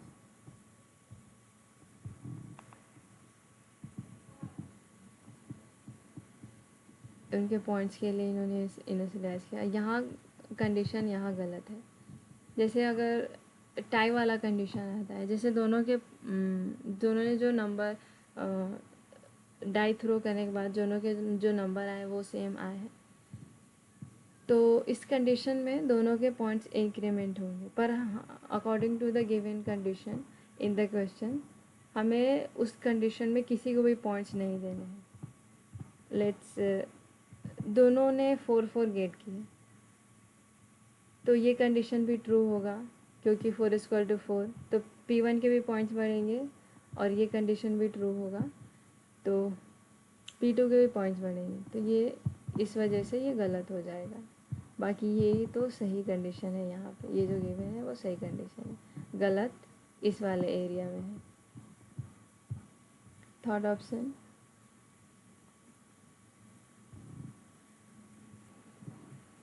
इस क्वेश्चन में इन्होंने 2 वेरिएबल बनाने की जगह एक ही वेरिएबल लिया है डिफ करके और इसको 0 से इनिशियलाइज किया है। और फर्स्ट आर, जो फर्स्ट वैल्यू आएगी वो प्लेयर वन की होगी और जो लास्ट वाली वैल्यू होगी, क्योंकि जो पेयर है उसमें 2 ही वैल्यू है, एक फर्स्ट और एक लास्ट। तो जो फर्स्ट वैल्यू होगी वो प्लेयर 1 के लिए होगी और लास्ट वाली प्लेयर 2 के लिए होगी। तो इस कंडीशन के अकॉर्डिंग अगर प्लेयर 1 के नंबर्स ज़्यादा हैं तो उसके पॉइंट डिफ़र को 1 से इंक्रीमेंट कर देंगे। पर अगर प्लेयर 2 के पॉइंट ज़्यादा है, मतलब लास्ट वाला नंबर ग्रेटर देन है फर्स्ट वाले से, तो इसको 1 से माइनस कर देंगे। अगर डिफ़र पॉजिटिव हुआ, ये जो डिफ वेरिएबल है उसका फाइनल वैल्यू, पूरा ये जो लिस्ट है उसको गो थ्रू करने के बाद जो फाइनल वैल्यू अगर पॉजिटिव आती है तो इसका मतलब प्लेयर 1 विन करेगा। अगर ये निगेटिव आती है तो प्लेयर 2 विन करेगा। आप ये कंडीशन एक बार ध्यान से पढ़ना, ये भी एक इम्पॉर्टेंट कंसेप्ट है। जैसे कि इस कंडीशन में दिया है कि अगर प्लेयर 1 के पॉइंट ज़्यादा है तो आप उसको जो डिफ वेरिएबल उसको 1 से इंक्रीज़ कर दो, लेकिन अगर प्लेयर 2 के पॉइंट ज़्यादा है तो आप उसको 1 से माइनस कर दो। तो अगर ये जो डिफ वेरिएबल अगर वो उसकी फाइनल वैल्यू पॉजिटिव आती है तो इसका मतलब प्लेयर 1 विन करेगा। अगर वो निगेटिव आती है तो प्लेयर 2 विन करेगा। तो आगे जो कंडीशन दिया है वो बिल्कुल करेक्ट है। अगर डिफ जो है ग्रेटर देन 0 है तो रिटर्न 1 करा दो, अगर ये लेस देन 2 है तो रिटर्न 2 करा दो। यानी अगर मतलब डिफ जो है लेस देन 0 है, कोई निगेटिव नंबर है, तो इसका मतलब प्लेयर 2 विन करेगा। पर अगर डिफ जो है एक पॉजिटिव नंबर है तो इसका मतलब प्लेयर 1 विन करेगा। और डिफ अगर 0 है तो दोनों के बीच टाई हो गया है, दोनों के पॉइंट्स सेम है, तो ये ऑप्शन करेक्ट है। और थर्ड ऑप्शन इसीलिए गलत है क्योंकि ये कंडीशन तो सही है अगर जो अगर फर्स्ट प्लेयर का जो नंबर है वो ग्रेटर देन है सेकेंड वाले प्लेयर से, तो हमें P1 को इंक्रीमेंट करना है, जो कि बिल्कुल सही है। पर इल्स में इन्होंने कोई कंडीशन नहीं दिया है कि इफ़, इल्स में वो सारे कंडीशन आएंगे जो इफ़ में नहीं है। तो इफ़ में वो भी कंडीशन आएगा जब दोनों के पॉइंट्स सेम हो जाएंगे। तो दोनों के पॉइंट सेम होने के बाद प्लेयर 2 का पॉइंट है जो बढ़ने लगेगा, इसकी वजह से ये कोड गलत हो जाएगा। बाकी यहाँ जो गिवन कंडीशन है वो बिल्कुल करेक्ट है, इस वाले पार्ट में गलत है ये वाला कंडीशन, क्योंकि इसमें वो भी कंडीशन आ जाएगा जब दोनों के पॉइंट सेम होंगे, इसकी वजह से ये ऑप्शन गलत हो जाएगा। नेक्स्ट क्वेश्चन हमारे पास है, list sorted L be a list of integers sorted in ascending order. The procedure delete val sorted X is supposed to delete first instance of X from sorted L if it exists while maintaining the sorted order. Identify the correct implementation. हमें code find करना है given question के लिए। और यहाँ note में given है कि जो अज्यूम मेंबर फंक्शन, एक जो फंक्शन है मेंबर नाम से, वो ये चेक करेगा, मतलब उसका एग्जिस्टेंस चेक करेगा। एंड रिमूव फंक्शन है जो फर्स्ट ऑकरेंस को रिमूव करेगा। क्वेश्चन ये है कि हमारे पास एक लिस्ट गिवन है सॉर्टेड एल नेम से, जो कि इंटीजर्स का लिस्ट है और वो असेंडिंग ऑर्डर में सॉर्टेड है। और हमें एक प्रोसीजर लाइक गिवन ऑप्शन में से डिलीट वैल के लिए करेक्ट प्रोसीजर कोड फाइंड करना है, जिसमें हम जो यहाँ एक्स जो इंटीजर या जो भी वेरिएबल पास करें एक्स के प्लेस पर, उसका फर्स्ट इंस्टेंस मतलब फर्स्ट अकरेंस हमें डिलीट करना है। सॉर्टेड लिस्ट है और without disturbing the sorted order. तो पहला ऑप्शन देखते हैं,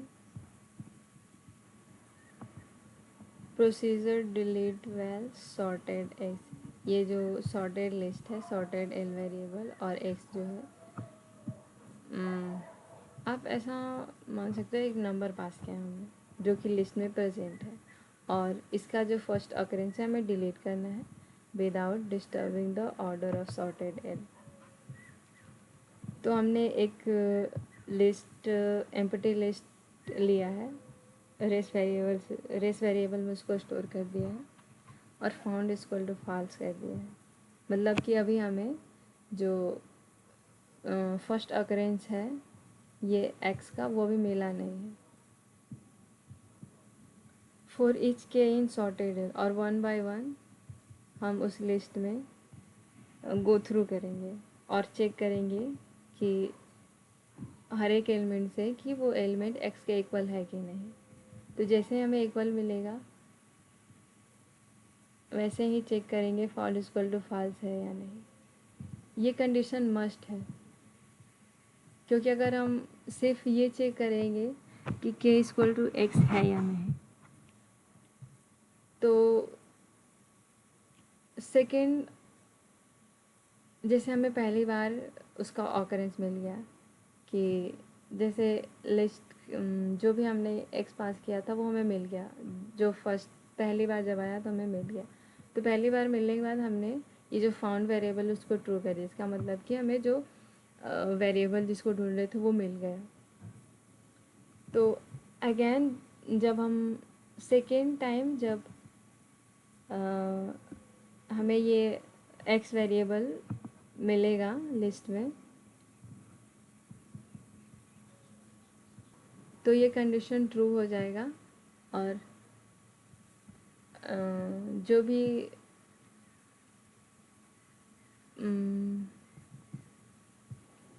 मतलब जितनी बार वो एक्स एलिमेंट आएगा लिस्ट में उतनी बार ये कंडीशन ट्रू होगा और वो डिलीट हो जाएगा अकॉर्डिंग टू द कंडीशन। पर हमें सिर्फ फर्स्ट ऑकरेंस को डिलीट करना है, इसीलिए या found equal to false check करना ज़रूरी है। जैसे हमें मिलेगा वैसे हम फाउंड इक्वल टू ट्रू कर देंगे एंड उसके बाद अगेन हम नेक्स्ट एलिमेंट पे जाएंगे।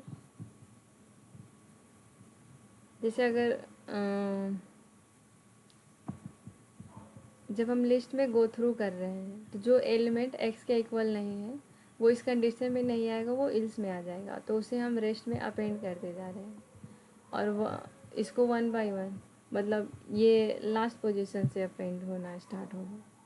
मतलब हमेशा लास्ट पोजीशन पर अपेंड होगा जो के की वैल्यू होगी, तो इसे ऑर्डर डिस्टर्ब नहीं होगा। जैसे हमें पहली बार एक्स मिलेगा लिस्ट में सॉर्टेड लिस्ट में तो हम फाउंड इक्वल टू ट्रू कर दे, सिर्फ वेरिएबल जो यहाँ फाउंड फॉल्स था उसको ट्रू करके उसको चेंज करके ट्रू कर दे रहे हैं, बाकी उसको अपेंड नहीं कर रहे हैं। ये जो रेस लिस्ट है हमारे पास न्यू लिस्ट जिसमें हम वैल्यू को वन बाय वन स्टोर कर रहे हैं, अगर वो एक्स के इक्वल नहीं है तो डेफिनेटली जो फर्स्ट ऑकरेंस है एक्स का वो रेस में आएगा नहीं, न्यू लिस्ट में आएगा ही नहीं, तो ये करेक्ट हो जाएगा। और जैसे हमें नेक्स्ट टाइम जब उसका सेकेंड ऑकरेंस मिलेगा तो ये तो कंडीशन ट्रू हो जाएगा कि के इक्वल टू एक्स है, पर फाउंड हमारे पास ट्रू हो गया है, पर यहाँ हमें फॉल्स चेक करना है, तो ये कंडीशन फॉल्स हो जाएगा और जो एलिमेंट है वो अगेन रेस में अपेंड हो जाएगा। तो इस पूरे प्रोसीजर्स में सिर्फ पहली बार जब एक्स हमें मिलेगा लिस्ट में लाइक फर्स्ट ऑकरेंस उस टाइम वो एलिमेंट अपेंड नहीं होगा न्यू लिस्ट में, मतलब ये वाले लिस्ट में रेस। बाकी उसका जो भी ऑकरेंस आएगा फर्स्ट के बाद वो सारे अपेंड होंगे, सारे ऐड होते जाएंगे और लास्ट में हम रेस को रिटर्न करा देंगे, तो हमारे पास जो डिज़ायर आउटपुट है वो आ जाएगा। तो यह ऑप्शन करेक्ट है। सेकेंड ऑप्शन है procedure develop sorted okay initialise किया for if not equal to,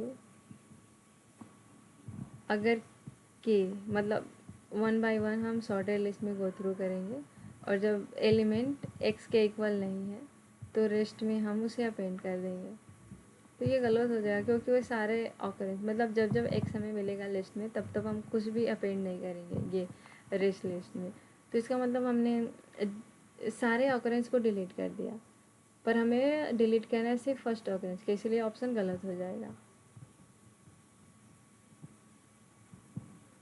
third option है procedure delete well sorted x हो गया, रेस स्क्वायर फाउंड फॉल्स या फॉर इच। इस 1 बाय 1 हम गो थ्रू करेंगे सॉर्टेड एल के लिस्ट के सारे एलिमेंट को, फिर हम चेक करेंगे कि जो एलिमेंट है वो एक्स से इक्वल है या नहीं। अगर इक्वल है तो फिर हम चेक करेंगे फाउंड ट्रू है या नहीं, और अगर ट्रू है तो रेस में जो उस एलिमेंट को अपेंड कर देंगे। पर अगर ट्रू नहीं है, मतलब फाउंड जो है ट्रू नहीं है, फॉल्स है, और हमें एक्स के इक्वल जो के मिल गया, मतलब फर्स्ट अकरेंस मिल गया है, तो हम फाउंड को ट्रू कर देंगे, बाकी और कोई अपडेट नहीं कर रहे। जैसे रेस्ट में ये जो लिस्ट है उसमें कोई भी वैल्यू अपेंड नहीं कर रहे हैं, तो ये भी कंडीशन ट्रू हो जाएगा। और ये जो एल्स, ये इफ़, ये इस वाले इफ़ का एल्स है। जैसे अगर के नॉट इक्वल टू एक्स आया तो रेस्ट में हम के को अपेंड कर देंगे, तो ये भी कंडीशन ट्रू है। लाइक इसमें फर्स्ट ऑकरेंस में सिर्फ हम फाउंड जो वेरिएबल है उसकी वैल्यू को चेंज करके ट्रू कर रहे हैं, बाकी कोई अपडेट नहीं कर रहे। जो रेस है उसमें कोई एलिमेंट अपडेट नहीं कर रहे, तो फर्स्ट ऑकरेंस वैसे ही डिलीट हो गया। और ऑर्डर तो मेंटेन है क्योंकि 1 बाय 1 हम एलिमेंट को अपेंड कर रहे हैं, तो ये ऑप्शन करेक्ट है। फोर्थ ऑप्शन है हमारे पास इफ मेंबर। क्वेश्चन में गिवन है मेंबर फंक्शन चेक एग्जिस्टेंट, मतलब मेंबर फंक्शन ये चेक करेगा कि जो एक्स है वो सॉर्टेड इसमें प्रेजेंट है या नहीं। तो अगर प्रेजेंट होगा तो ये ट्रू आएगा, और जो रिमूव है वो उसका फर्स्ट अकरेंस रिमूव करेगा। यहाँ क्वेश्चन में, क्वेश्चन के नोट्स में गिवन है, जैसे remove function removes first occurrence, तो ये जो रिमूव है वो डिज़ाइन ही ऐसा है कि वो सिर्फ फर्स्ट अकरेंस को रिमूव करेगा, बाकी उसके बाद अगर वो सेकेंड टाइम आ रहा है लिस्ट में या थर्ड टाइम आ रहा है तो उसे नहीं रिमूव करेगा।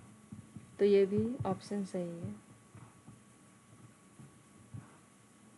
ऐसे क्वेश्चन आते हैं जनरली 2 या 3, तो आप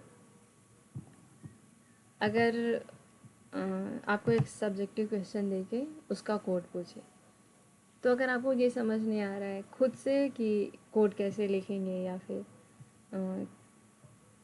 इसका स्टेप क्या क्या होगा, तो आप 1 बाय 1 जितने भी गिवन कोड्स है, जितने भी गिवन कोड्स है उसको 1 बाय 1 गो थ्रू करो, और गिवन कंडीशन के अकॉर्डिंग क्वेश्चन में उसमें इनपुट डालो और आउटपुट निकालने की कोशिश करो। जिस कोड से आपको डिज़ायर आउटपुट मिल जा रहे हैं वो करेक्ट हो जाएंगे, और बाकी उसके अदर्स वाले रॉन्ग हो जाएंगे। आई होप आपको क्वेश्चंस इजीली और अच्छे से समझ आ रहे होंगे। नेक्स्ट क्वेश्चन है हमारे पास, let Z be a row in the words table such that Z dot word equal to reluctant, what will be the value of alpha dict t at the end of execution the following pseudocode। हमने जो word input लिया वो reluctant है, और ये जो given code है इसको रीड करने के बाद हमें ये बताना है कि अल्फ़ा डिक्ट टी की वैल्यू क्या होगी। अल्फ़ा डिक्ट एक डिक्शनरी है जिसमें लेटर ऐसे की है एंड इंटीजर उसके वैल्यू स्टोर है। Alpha dict is equal to update Z alpha dict. तो सबसे पहले हम ये देखेंगे ये जो प्रोसीजर है अपडेट डिक्ट वो क्या परफॉर्म कर रहा है, कर क्या रहा है। Update dict Z dot letter का, ये जो जेड है वो वर्ड है, और डिक्ट जो है वो डिक्शनरी, ये वाले डिक्शनरी जो हमने यहाँ पास की है वो है। z यहाँ पर वर्ड है,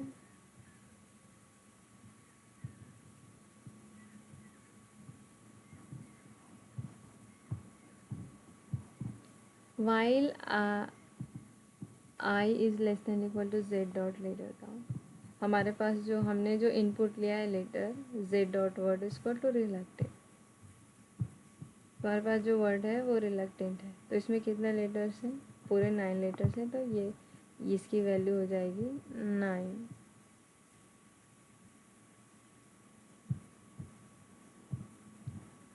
आई इक्वल टू 1 है तो 1 is less than equal to 9, तो ये कंडीशन ट्रू है। तो ये वाइल लूप चलेगा। Equal to I letter of z। तो यहाँ x की सबसे पहले वैल्यू होगी जो होगी r होगी, क्योंकि इनपुट हमारा रिलक्टेंट है। इफ़ नॉट इसकी, अगर जो डिक्ट हमने पास की, जो डिक्शनरी हमने इस प्रोसीजर में पास की है, उसमें अगर जो वर्ड हमने इनपुट लिया उसके लेटर्स अगर एज अ की प्रेजेंट नहीं है, तो हमें करना है कि उस लेटर को की बना देना है और उसको 1 वैल्यू असाइन कर देना है। और अगर वो प्रेजेंट है तो हमें उस जो लेटर है वो एज अ की पहले से प्रेजेंट है, तो उसका जो वैल्यू है उसको 1 से इंक्रीमेंट कर देना है और फिर आई को बढ़ा देंगे, देन 1 बाय 1। मतलब ये आई इंक्रीमेंट करें ताकि जो लेटर हमने लिया है उसको 1 बाय 1 हम गो थ्रू कर पाए इस कंडीशन के अकॉर्डिंग। तो मेनली ये हमें ये जो पहले हमारे पास जो डिक्शनरी है वो ये है, और अपडेट डिक्शनरी में हम क्या कर रहे हैं, जैसे हमने कोई इनपुट लिया वर्ड, तो उसमें हम ये काउंट कर रहे हैं कि जो भी लेटर्स हैं वो कितनी बार अकर हो रहे हैं। तो हमें क्वेश्चन में पूछा है कि अल्फ़ा डिक टी की वैल्यू क्या होगी, मतलब अल्फ़ा डिक में ये टी है उसकी वैल्यू क्या होगी। टी की वैल्यू पहले से ही 2 है, अपडेट करने के बाद उसकी वैल्यू जैसे ये इनपुट में टी जितने बार आया है उसको आप इसमें इसके वैल्यू में ऐड कर दो, तो फाइनल वैल्यू जो आएगा वो आंसर हो जाएगा इस क्वेश्चन का। तो इसमें टी है 2 बार, एक यहाँ पर और दूसरा यहाँ पर। तो 2 में 2 अगर आप ऐड करोगे तो फाइनल वैल्यू जो है वो 4 हो जाएगी। तो इसका आंसर 4 हो जाएगा। Yes, the possible answer the given है 4। ये क्वेश्चन इजी था वैसे लिटरली। आई होप आपको समझ आया। नेक्स्ट क्वेश्चन,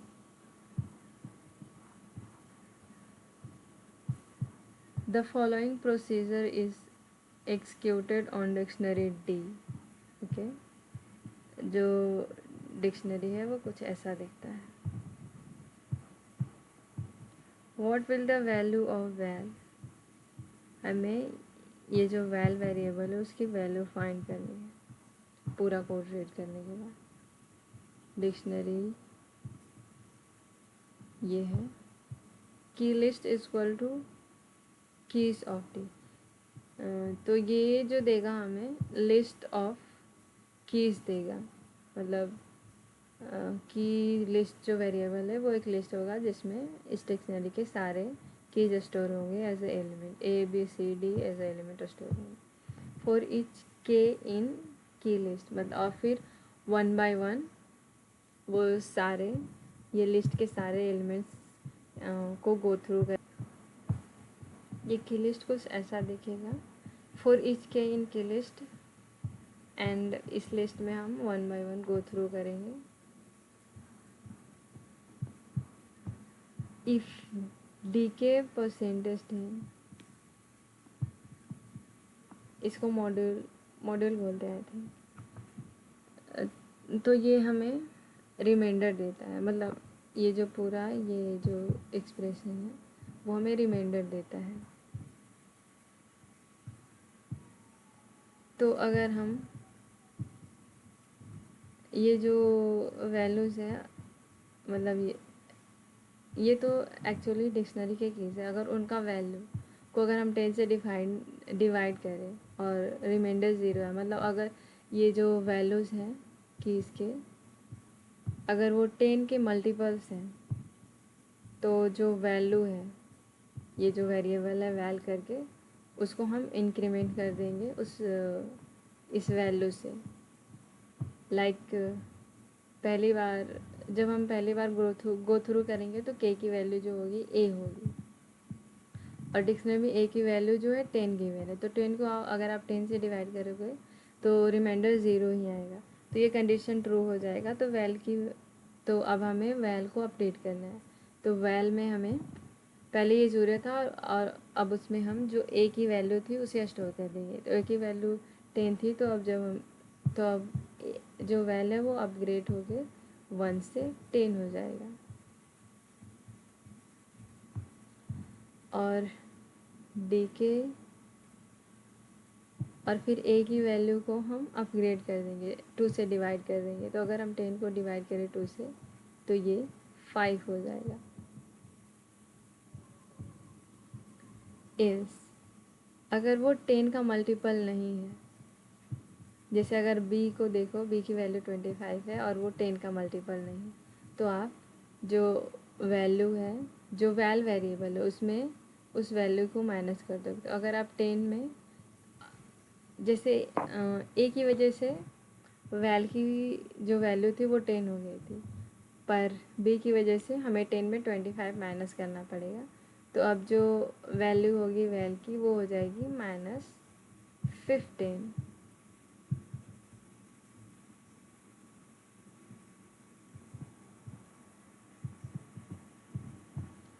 एंड डी के की वैल्यू में +5 ऐड कर दो। तो ये 25 में और 5 ऐड कर दो तो ये वैल्यू 30 हो जाएगी।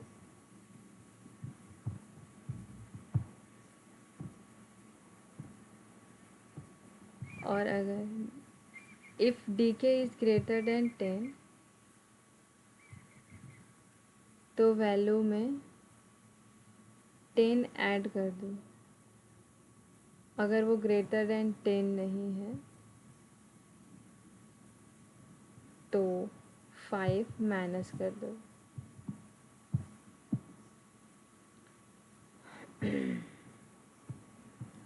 थोड़ी मिस्टेक कर दी, मतलब मिस्टेक नहीं की है हमने ये कंडीशन चेक नहीं किया ए के लिए। तो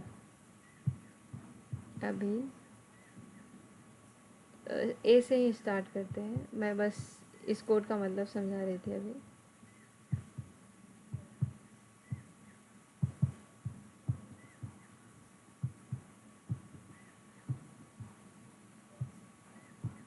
ए की वैल्यू 10 है और 10 का मल्टीपल होता है तो रिमाइंडर 0 आएगा, और वैल की वैल्यू अपग्रेड हो गए 10 हो जाएगी। और डी के मतलब ए की वैल्यू को अगर 2 से डिवाइड करके तो वो 5 हो जाएगी।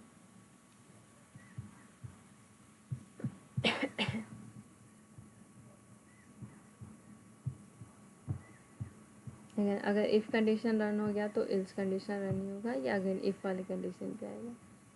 अगर डी के इज़ ग्रेटर देन 10, तो यहाँ ए की वैल्यू अपग्रेड हो गई 5 हो गई थी, जो कि ग्रेटर देन 10 नहीं है। तो ये इल्स वाला कंडीशन ट्रू होगा और वैल में से -5 हो जाएगा। तो 10 में से -5 करोगे तो वो वैल्यू 5 हो जाएगी। यस, -5 करने के बाद वैल की वैल्यू 5 हो जाएगी। अगेन बी के लिए चेक करेंगे। बी की वैल्यू 25 है, तो 25 10 का मल्टीपल होगा नहीं, तो ये इट्स वाली कंडीशन में जाएगा। और अगेन इसमें से 25 माइनस होगी, तो 5 में से अगर आप 25 माइनस करोगे तो आंसर जो होगा -20 होगा। और इसकी वैल्यू माइनस करने के बाद उसको 5 से अपग्रेड कर देंगे, तो वी की वैल्यू हो गई अब 30। फिर ये कंडीशन चेक करेंगे, डी के इक्वल टू ग्रेटर देन 10, तो 30 इज़ ग्रेटर देन 10, तो इसमें हम 10 ऐड करेंगे। तो वैल को फिर से हम अपग्रेड करना है, जिसमें हमें 10 ऐड करना है। तो -20 में अगर 10 ऐड करोगे तो फाइनल वैल्यू 10 आएगी। अगर ये इफ़ वाली कंडीशन ट्रू हो गई तो इस वाली कंडीशन रन ही नहीं होगी। अगेन सी के लिए आते हैं हम, सी इक्वल टू 30 जो कि 10 का मल्टीपल है। तो फिर हम तो अभी हमको वैल अपग्रेड करना पड़ेगा जिसमें हमें 30 ऐड करना पड़ेगा। तो 10 प्लस 30 हो जाएगा 40, और इसको ऑपरेट करके इस 2 से डिवाइड करना है एंड देन तो ये 30 15 हो जाएगा।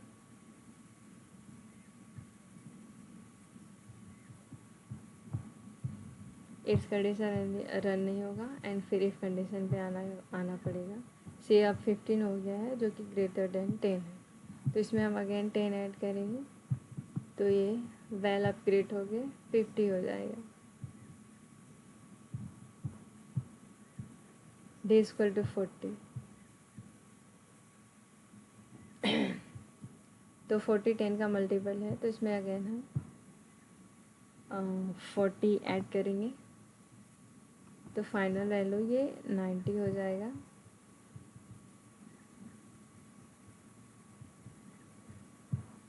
और इसकी वैल्यू अपग्रेड हो गई 20 हो जाएगी।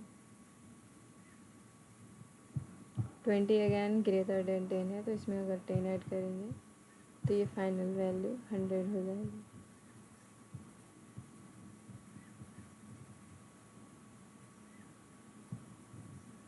ई की वैल्यू 18 है जो कि 10 का मल्टीपल है नहीं। तो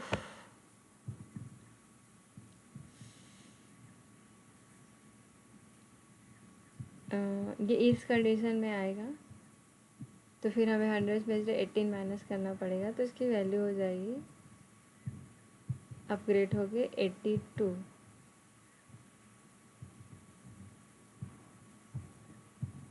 और फिर ई की वैल्यू अगेन अपग्रेड होगी जिसमें +5 करना है हमें तो ये हो जाएगी वैल्यू 23।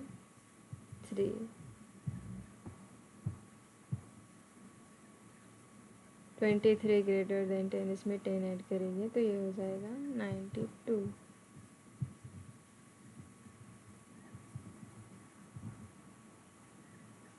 तुम्हारा जो फाइनल आंसर होगा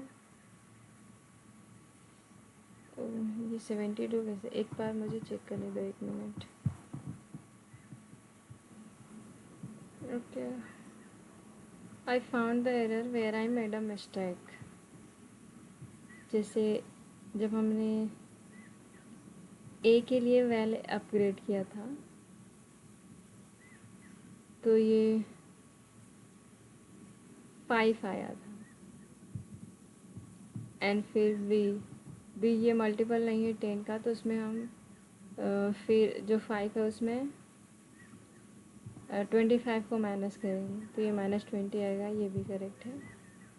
पर और इसका वैल्यू बी का वैल्यू 25 से अपग्रेड होकर 30 हो जाएगा।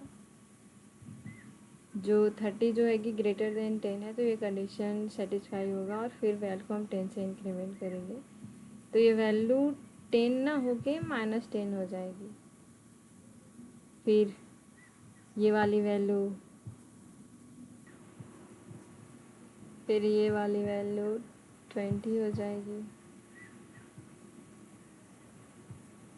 ये वाली वैल्यू 30 हो जाएगी, ये वाली वैल्यू 70 हो जाएगी, ये वाली वैल्यू 80 हो जाएगी,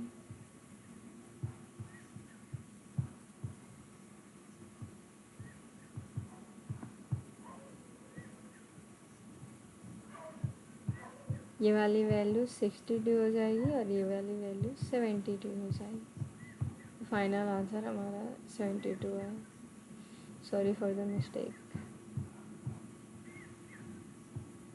फाइनली हमारे पास 2 क्वेश्चन लेफ्ट रह गए।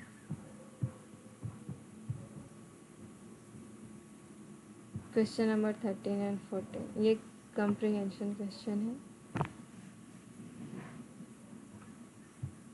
The following pseudo code is executed using the Olympic data set. इसमें हमें ओलंपिक डेटा सेट को यूज़ करना है। Team dict is a dictionary accumulating player name for each country. Team dict करके एक डिक्शनरी है जो कि accumulating names player names for each country wise players के नेम्स को स्टोर करेगी.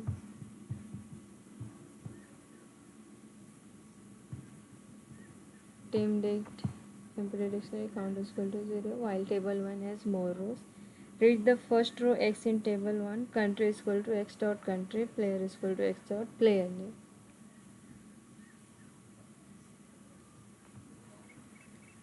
टीम डिक्ट अगर डिक्शनरी में कंट्री एज अ की प्रेजेंट नहीं है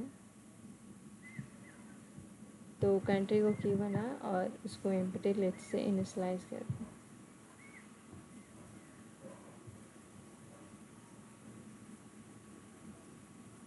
इफ नॉट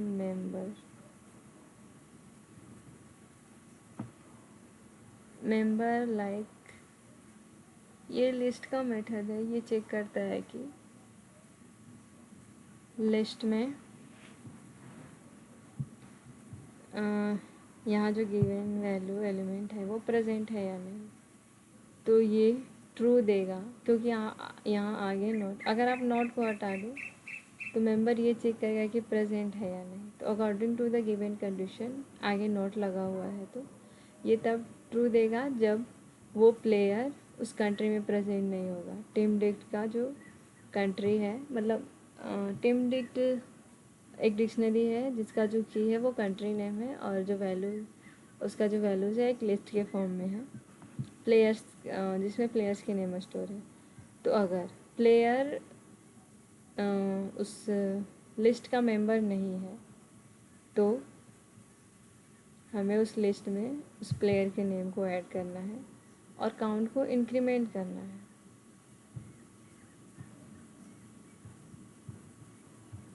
तो पढ़ते हैं हमारा क्वेश्चन क्या है.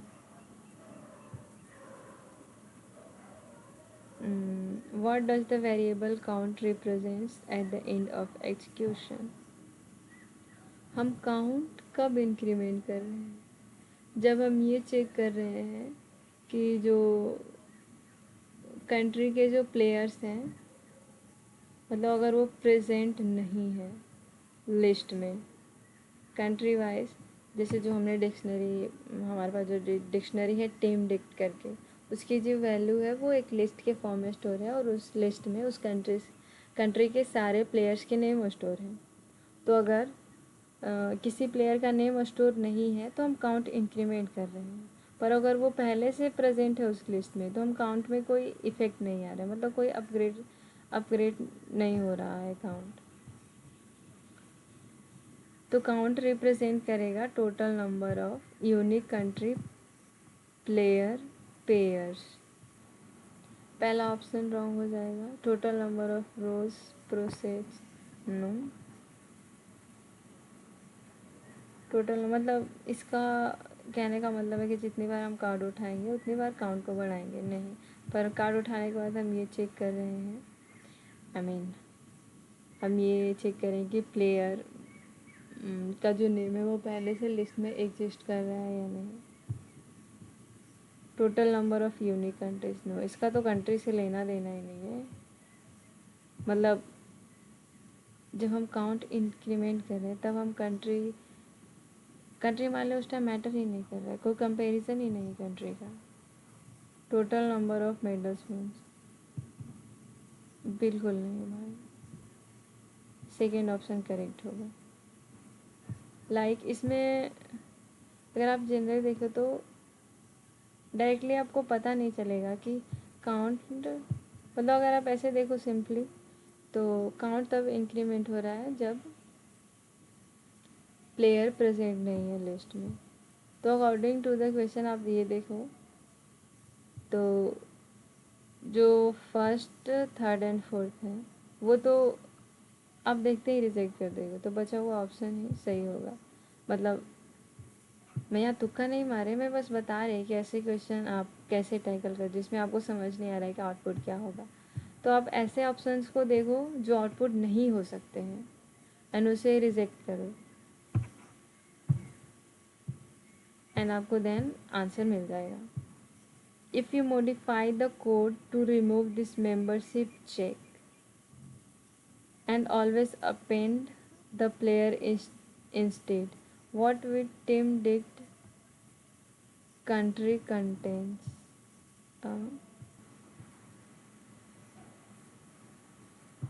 अगर हम इस कोड से ये वाली लाइन हटा दें और जितनी बार भी हम मतलब कार्ड उठाए उसे रीड करें उतनी बार हम प्लेयर का नाम अपेंड करते जाएं, मतलब जो लिस्ट है कंट्री की जो वैल्यू है एज ए लिस्ट उसमें हम प्लेयर नेम अपेंड करते जाएं, तो फाइनल आंसर क्या होगा? A list unique players for game. नहीं, बिल्कुल नहीं, क्योंकि हम चेक ही नहीं कर रहे हैं ना कि वो जो प्लेयर है पहले प्रेजेंट है या नहीं, तो ये आंसर गलत हो जाएगा। A list of all players for the country including duplicates for multiple medals or years. Yes.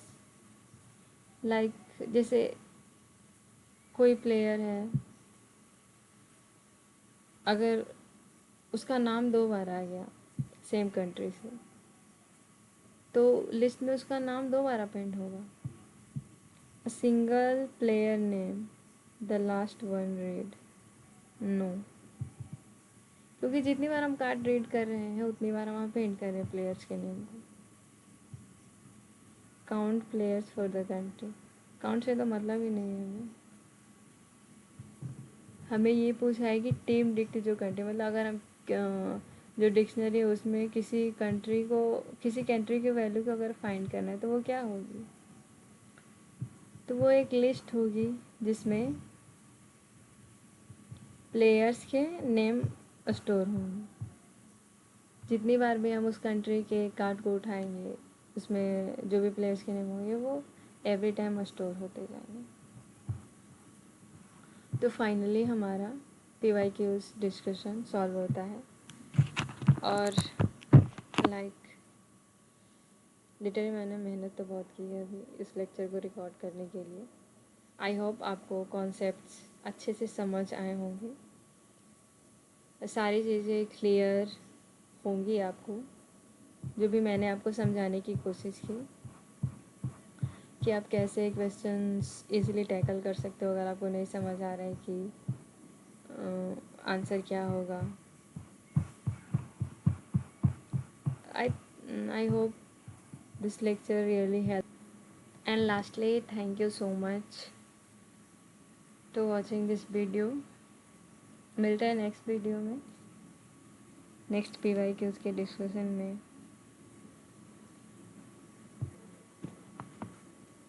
और मैं चाहूँगी कि आप मुझे बताएं कि ये लेक्चर कैसा रहा। I mean, आपको कॉन्सेप्ट समझ आ रहे हैं या नहीं। अगर नहीं आ रहे हैं तो मैं उसे इम्प्रूव करने की कोशिश करूँगी, समझाने के तरीके को। Thank you, bye bye, Tata.